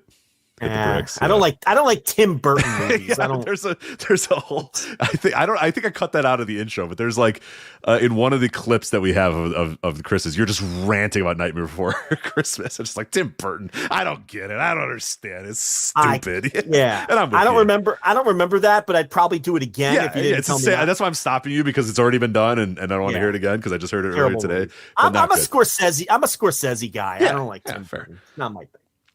Lethal Weapon, Trading Places. I guess Batman Returns is on this. Yeah, none of these. Now I got it. Number 9 is Scrooged. Guys, I hate to break it to you. Christmas movie. I hate to break it to you, this listicle, but Scrooged is a Christmas movie. You can't count. That couldn't be more of a You can't count movie. Scrooged as a non-Christmas movie. It's Scrooged.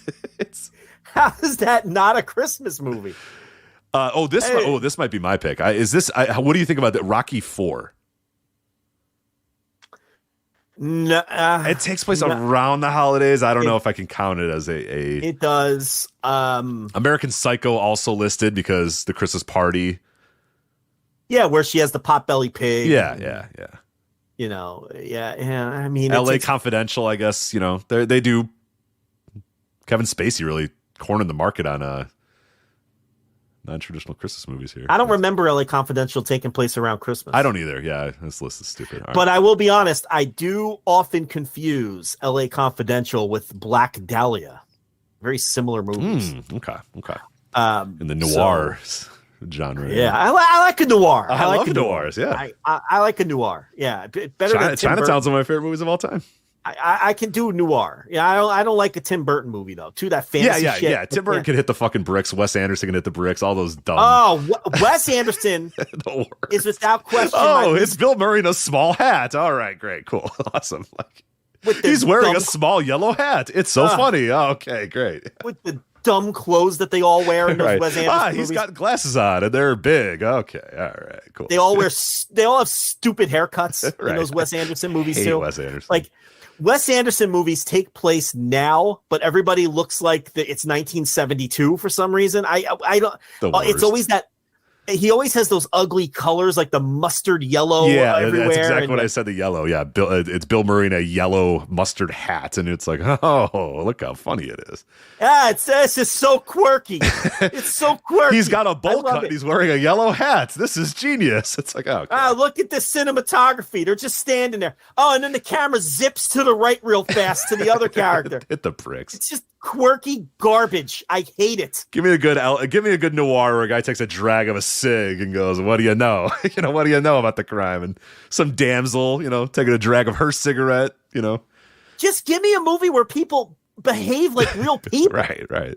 Like Wes Anderson's like the WWE of fucking like the people don't act like that. No one acts, or dresses like that. They're ridiculous. The fucking what's the one with Bill? The one with Bill Murray. All of them. With Bill Murray. They're all with Bill Murray and a Wilson brother. Right. And it's usually Luke. Sometimes it's Owen. Jason Schwartzman. It's the only work Jason Schwartzman can ever get is for Wes Anderson. Like no one else uses him. Like I'm telling you, my personal hell. I'm gonna die and go to hell. It's gonna be on a beach, number one, and it's gonna be I Heart Huckabees on a loop on a fucking big screen TV, and that's gonna be my personal hell till the end of time, is watching I Heart Huckabees on a beach. That's it. Fucking Wes Anderson. Oh my God, he's atrocious. That dumb movie with the mouse, that animated movie with the mouse. How are you sitting through that? Fuck, man. With stupid haircuts, dumb clothes. The mouse one is so bad. The fucking mouse. What, Mr. Stort or some shit? I don't whatever know. I don't know. Fucking goddamn Wes Anderson. Fucking Tim Burton's so much better than Wes Anderson. So much better than Wes Anderson. Oh my God. I'll watch because Tim Burton's not smelling his own farts for 3 hours. You know what I mean? Yeah. Like I could watch Beetlejuice. You know what I mean? Like Tim Burton, they're not all losers. Like some of them are good. Like some of them are all right. Like Wes Anderson has never made a movie that wasn't fucking atrocious. Like, they're always awful, unwatchable. Your stupid pleated pants with the wide fucking bottoms and the dumb, like, everyone's dressed like he raided a fucking donation box. You know, the Noto chatters let us know you're thinking of the Fantastic Mr. Fox, not. Yeah, that's it. Yeah. It's so bad. Fox, Mouse, they're all the same. Fucking cares. Everyone knew what I meant. Dumb movies. God, Wes Anderson. God, he fucking sucks. I'm so glad you agree with me, too. Like, I might not be able to do a show with you if you thought that Wes Anderson makes great movies. Like, if you're like, I love Wes Anderson films. They're so, We're also being told that I Heart Huckabees is not Wes Anderson. It's somebody named David O. Russell. It may as well be, because it's the same shit. Oh, he sucks, too. David O. Russell? That makes sense, because he's terrible, too. It has all the same actors, though. Like, Schwartzman's in that, right? Oh, yeah, he definitely is in that. Yeah, for sure. Yeah. Fucking dumb movie. Probably Lily Tomlin or something, too, right? Fucking Angelica Houston does all those fucking Wes Anderson movies. She's always standing there with that stoic face. He loves Danny Glover too. Like, this guy, can you book someone else for these? Yeah, we got Bill Murray, Jason Schwartzman every single time. Yeah. Fucking shit. Oh God! All right, let's go to wrestling and Christmas themed things. Gerard, host of the Emerald Flow Show here on the Voice Wrestling Podcast Network, asks, which city in North America do you think would be best for a revival of the Christmas Day wrestling show tradition? I don't think it's ever going to happen again.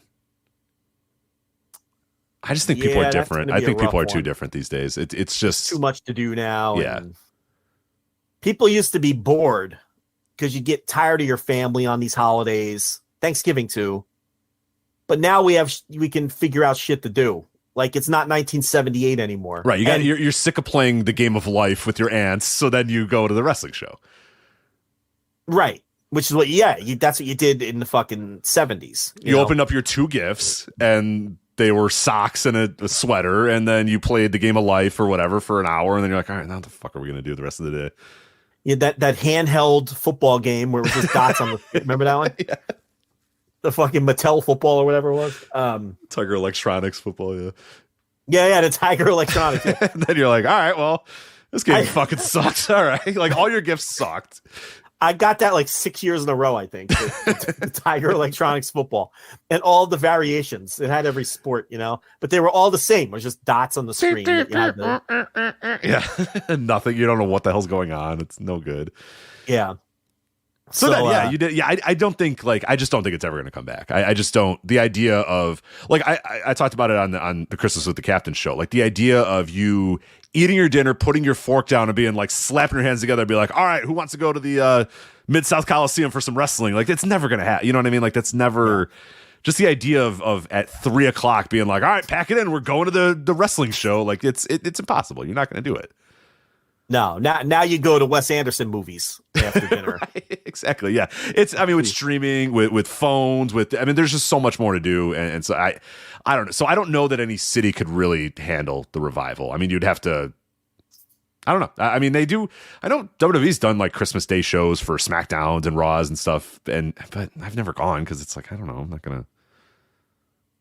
I can't leave my family party to go to wrestling. It seems like it's something that can't come back. It's not. It's done. And like I talked to a guy at work who grew up in Houston, and he would say like every year he'd unwrap a gift from his uncle, whatever. I forget what his name was, and he knew his wrestling tickets. He unwrapped it was wrestling tickets, and then him and his uncle would go leave the party and go watch wrestling.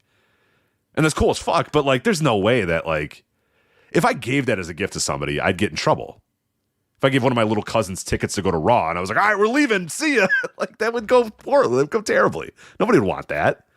Yeah. They'd be like, oh, you're going to leave to go to fucking the Allstate Arena to go watch Raw? And I'm like, yeah, of course. No, I wouldn't do that. And nobody would. Yeah. I just think it's over. I think it's done, unfortunately. So like theories, take it on Seth Rollins. Of course I'm going. Right. We got to be there. It's Christmas. I guess maybe if they book something good, but it's not worth the risk. Like I wouldn't, like if AEW was like, fuck it, we're making a major pay-per-view on Christmas Day. Like I wouldn't do it. It's not worth the risk. Yeah. So we have answered this one before. So I don't know if we necessarily need to do it again. I did mention it. You know what? I apologize to Steve. We did mention it in the intro. He said what wrestling-related gifts he received in the past. We touched on it. I played like almost the entire clip from both of us in the intro. Yeah, we've done that one. Yeah. So we're going to move on that one. So, Bill, do you even listen to the show? that one was many, many years ago that we did that. Do you even listen to the show? Do you even flagship? Real asks here, given rumors of Vince's desire to return to his role in WWE, how do you think the conversation goes during Christmas dinner with Vince McMahon, Triple H, and Stephanie? Extra credit, is Shane even invited? I'll start with this. They don't sit down for a Christmas dinner, right? Do you think when's the last time Vince sat down, picked up a fork and a knife, and ate Christmas dinner? I don't know. I don't know. He is Irish. I mean, I don't know what that does. That mean anything? Go on. Yeah. But it's a Catholic holiday. Is what I'm getting at. So it's a Christian holiday, but yeah, sure, okay. He's McMahon, you know. I don't know if he's a man of God. Really, I'm not sure that affects him that much. He beat God. Who'd God ever win? Who'd God ever beat? He fucking beat God. He's better than that. So, forget if he won that match or not, or if God won. But do you think the Shane thing is more of a meme? I don't think he hates Shane.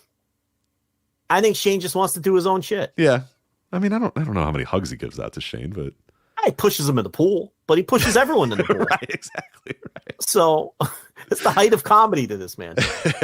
God damn. Let me tell you something. What a fucking asshole. Pushing people in the pool is fucking cruel. It's the worst. Now he's wet. Like, yeah. Now he's wet. And he's laughing and no one else is laughing, you know? It's just like, all right, cool. Like the guy who grabs his wife and throws her in the pool. Like, yeah, like fuck you, dude. Come on. That's a cruel thing to do. Like, you can't pushing people in a pool unless they already have been in the pool. Then it's funny or it's fun. But pushing people in a pool or throwing them in a pool like fully clothed, they got jewelry on, you're gonna destroy their watch. Their cell phone's going to be fucking like maybe they have their wallet in their pocket. It's a terrible thing to do to somebody. So bad. It's awful. Whatever they're wearing is going to be destroyed because it's in the chlorine. Their shoes. Then they're going to be wet all day. It's an awful thing to do to somebody is push them in a pool. That is the height of comedy to this man. He loves it.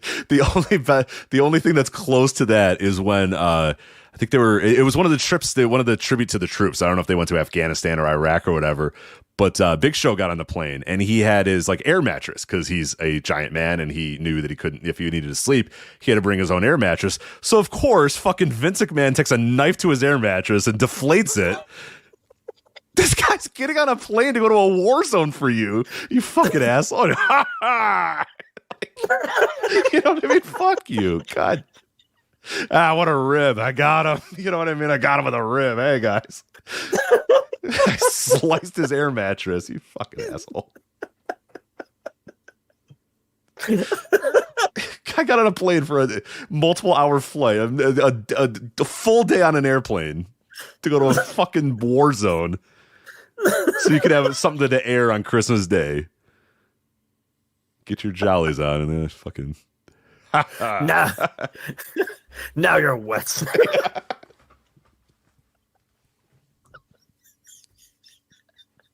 The end result of that is just you're wet.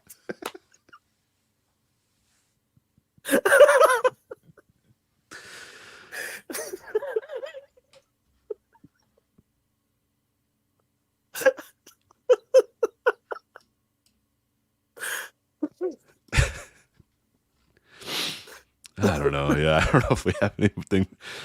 Oh God, how much more time do we have? 10 minutes. All right, we gotta keep going then, I guess. All right. Bill says, if you can invite one Christmas-themed wrestler to your family party, who would you choose to introduce to you and your family?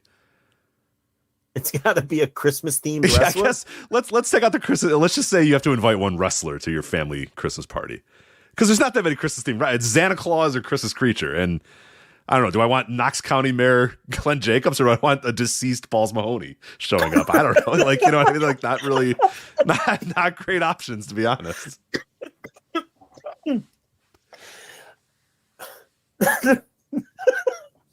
John Reckner. Yeah, he's a tough get these days. Too. I don't know what wrestler I would invite to my family. I don't want any wrestlers anywhere near my family. Yeah, wrestlers are ridiculous people, and I don't want them anywhere near anybody. Yeah, that's the best answer. Yeah, absolutely. You should never want any wrestler anywhere near you at all. So no. All right, do you want to get in some wrestling themed questions here, or is it even? Sure. Yeah, let's do it. All right. That's not going to work. Chris says here, hi. So I've basically fallen out of love with wrestling, and the only wrestling content I consume is from Voices of Wrestling. In an attempt to reignite my passion for pro wrestling, what should I start watching in 2023? Kind of all stinks. Well, so I don't know what to tell you. It mostly stinks. My honest answer is I don't think wrestling is very good right now. WWE is the same old shit. It isn't any good. If you didn't like it before, you're not going to like it now. Okay, that's the realistic answer. I like AEW. I don't think it's great, but I think it's good, and I like it, and I look forward to it. It's the only wrestling at this point I look forward to, which is sad in a lot of ways, but that's where we're at. I look forward. I'm excited about Dynamite on Wednesdays, and I look forward to the pay-per-views. Rampage. Sometimes I look forward to it. Sometimes it sits on the DVR till Sunday night. You know what I mean? And outside of AEW, I think the American Indies on a wider lens fucking stink. That doesn't mean that they all stink. That doesn't mean that there's stuff that I don't enjoy when I parachute in. But this is more of a topic for another show. I'm not going to expand on it, but there's so much about the American Indies that are a turnoff to me that I think the American Indies are the worst that they've ever been since the indie boom of like 2002. We are at the absolute low point of American Indies.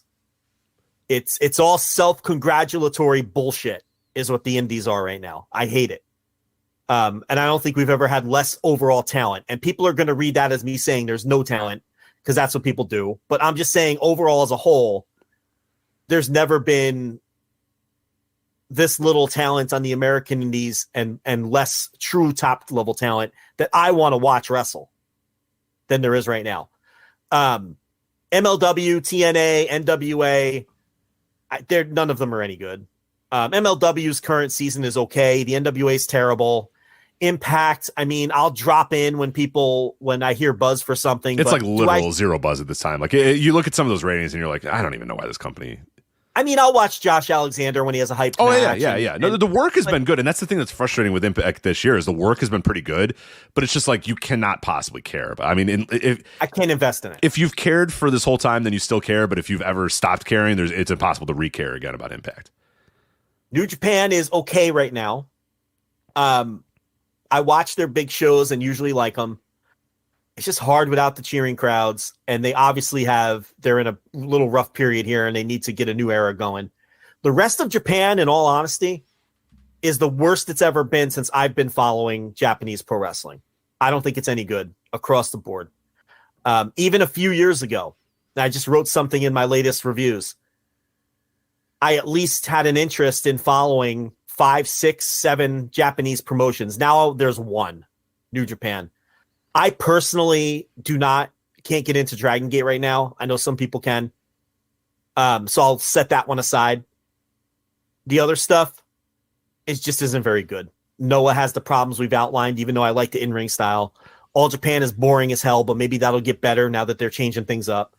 And the rest of the scene is just junk. Oh, and it's not even just junk. It's like sad too. You know what I mean? It's is. Like, Rich, you remember not that long ago, pre-pandemic, we would watch all the big shows from Big Japan, from DDT, for all these promotions, 01. We'd watch all the big shows and all the big title matches and talk about them and enjoy them. Maybe we weren't there for every house show.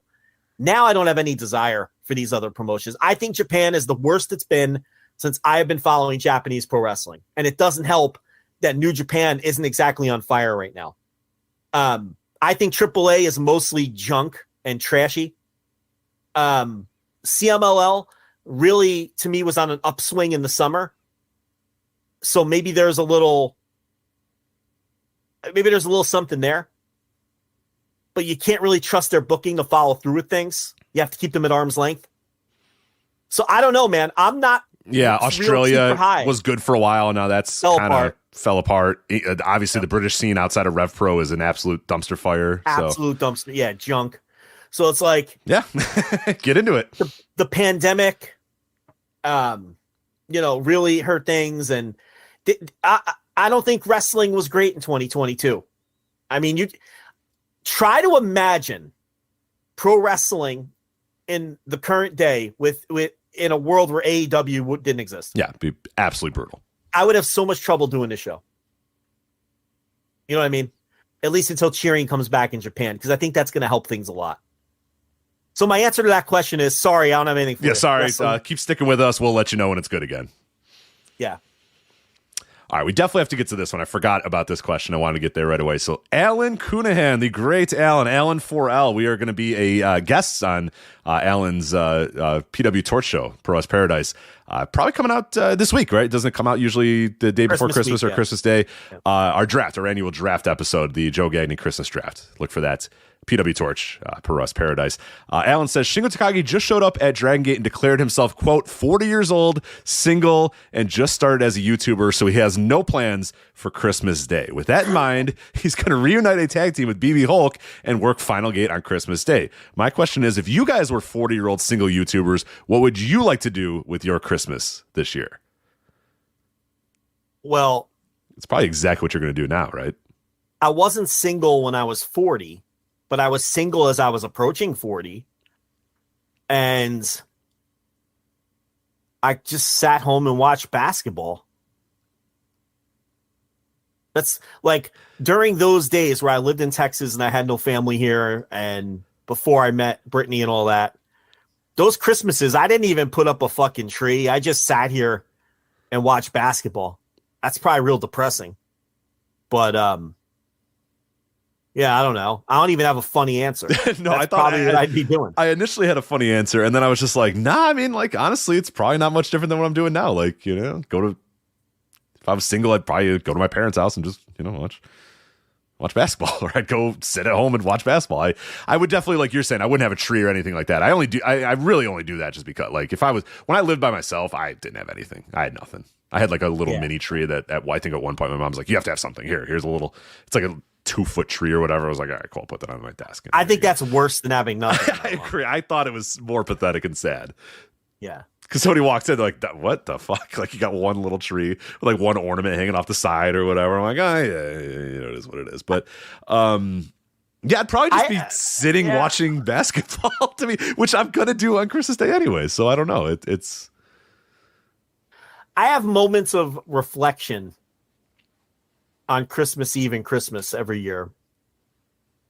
But the holiday itself to me is really about the kids and making sure that their experiences on Christmas throughout their childhood are great, and just, making sure everything's safe. And the one thing I also do on Christmas is I do have this little journal that I write in, kind of just chronicling what's going on with this family. And that will go to the kids when I'm dead. I've already instructed people to do that.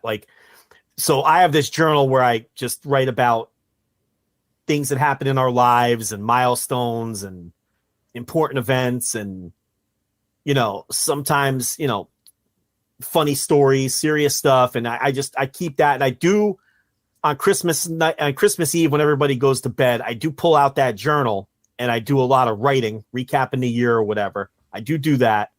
And then that when I'm gone, they don't know I'm writing this. And then when I'm gone, they're going to get it. And they're going to have like a chronicled history of their childhood from my perspective.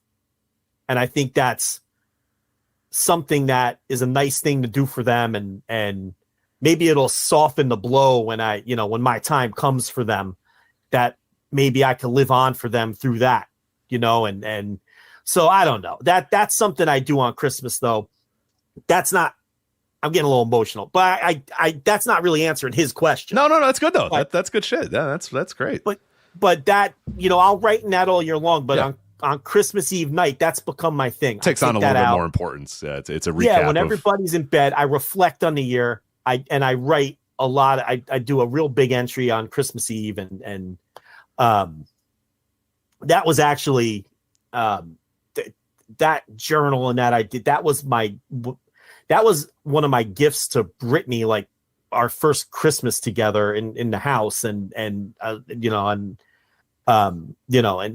so she was very touched by that, and that's just something that on Christmas Eve specifically that I spend a lot of time on. Yeah, that's awesome. Yeah, that's this year I decided to I made a giant book of photos of the dogs, but it's all the nurse and the dogs, because the one guy's getting a little old. You know what I mean? Like, I don't know how many more years we're going to have of him. So I was like, you know what? So I just went and I collected. I mean, it took me like 2 months to find every photo I could possibly find of her hugging the dogs, her walking the dogs, her with the, and I got a book made that's just her.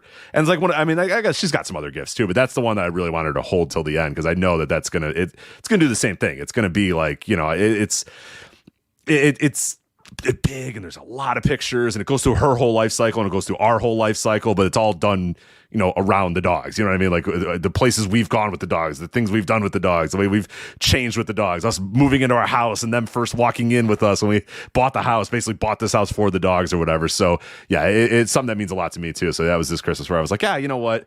I could buy her some shit, but like this thing's going to mean a lot more than that. And I hope she does keep it forever. It's just, this giant book of pictures of our dogs and our growth, as a married couple, and start as a dating couple too, to start growth as a couple and as a family. No kids yet, but those dogs are, pretty special to us. So yeah, I'm real excited to give that gift. She's gonna love that shit. Yeah, it's great. Yeah, she's gonna eat that up. Yeah, every time I open it, I start crying, so I had to put it away. I was talking about not crying like the other, You gotta wait. Listen, I just recommend you have to wait till the end. That's gotta be the last. Oh yeah, no, for sure. Gotta be the last. Yeah, that you can't. She can't open with. No. Then it's going to be a disaster. The rest of the gifts are going to be a disaster. So yeah, that's definitely the last one. She can't start with that and then open up the isotoner gloves like that. right. The candle.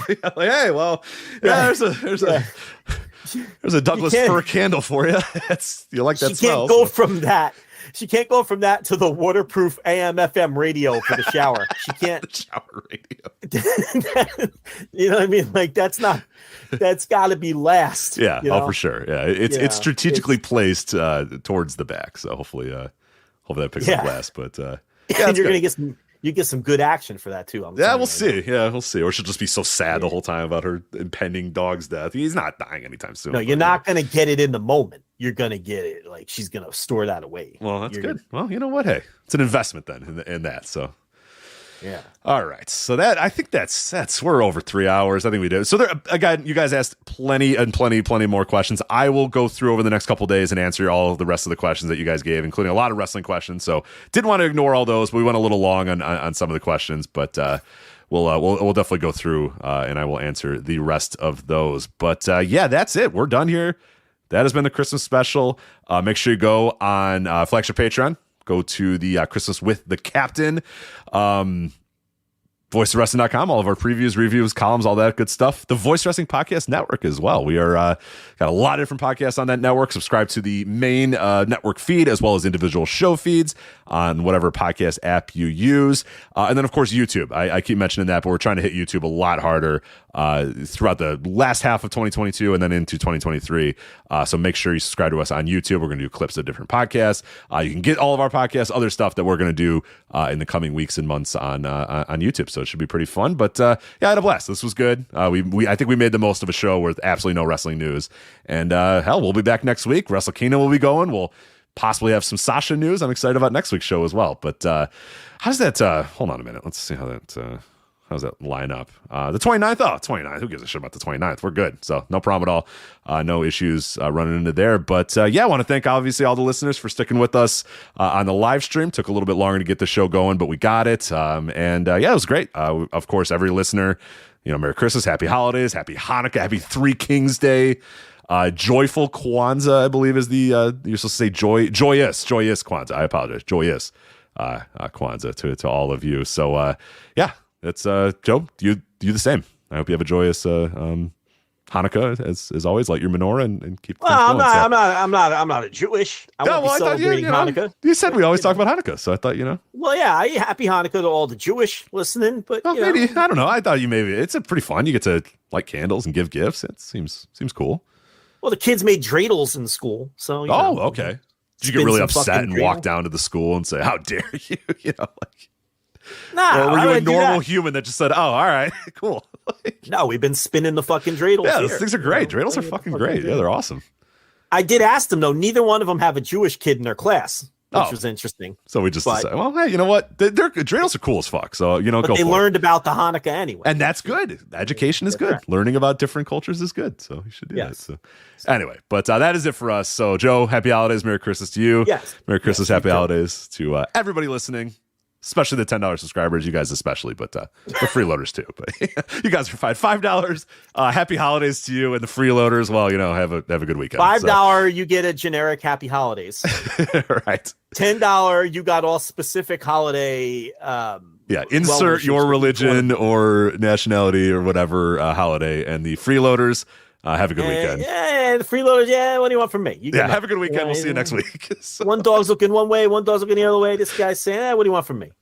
And, another year of accomplishing nothing. That's basically it. There it is. Old New Year's Gene. All right, that is it for us. That is Joe. I am Rich.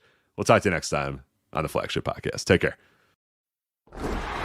Get ready, Ohio. FanDuel, America's #1 sportsbook, is coming to the Buckeye State. And to kick things off, you can get started with $100 in free bets as an early sign-up bonus. Just download FanDuel's top-rated sportsbook app. Make every moment more with FanDuel. 21 plus and present in Ohio. Bonus issued and non-withdrawable free bets that expire 30 days after FanDuel accepts its first real money sports wager in Ohio. Go live date. Unique user identity verification required. Offer ends on the go live date. Restrictions apply. See terms at sportsbook.fanduel.com. Gambling problem? Call 1-800-GAMBLER. Membership fees apply after free trial. Cancel anytime. Can I be real for a second? That goal you have to exercise and eat better, you really can do it. But nobody is going to do it for you. And nobody has to, because you can do it if you have the right tools and a community that cares about helping you get results. And that's us, Beachbody. It's as convenient as your TV or laptop, but you need to decide that you're worth it. Let us help you succeed. Here's how. Go to beachbody.com to claim your free membership and start feeling great.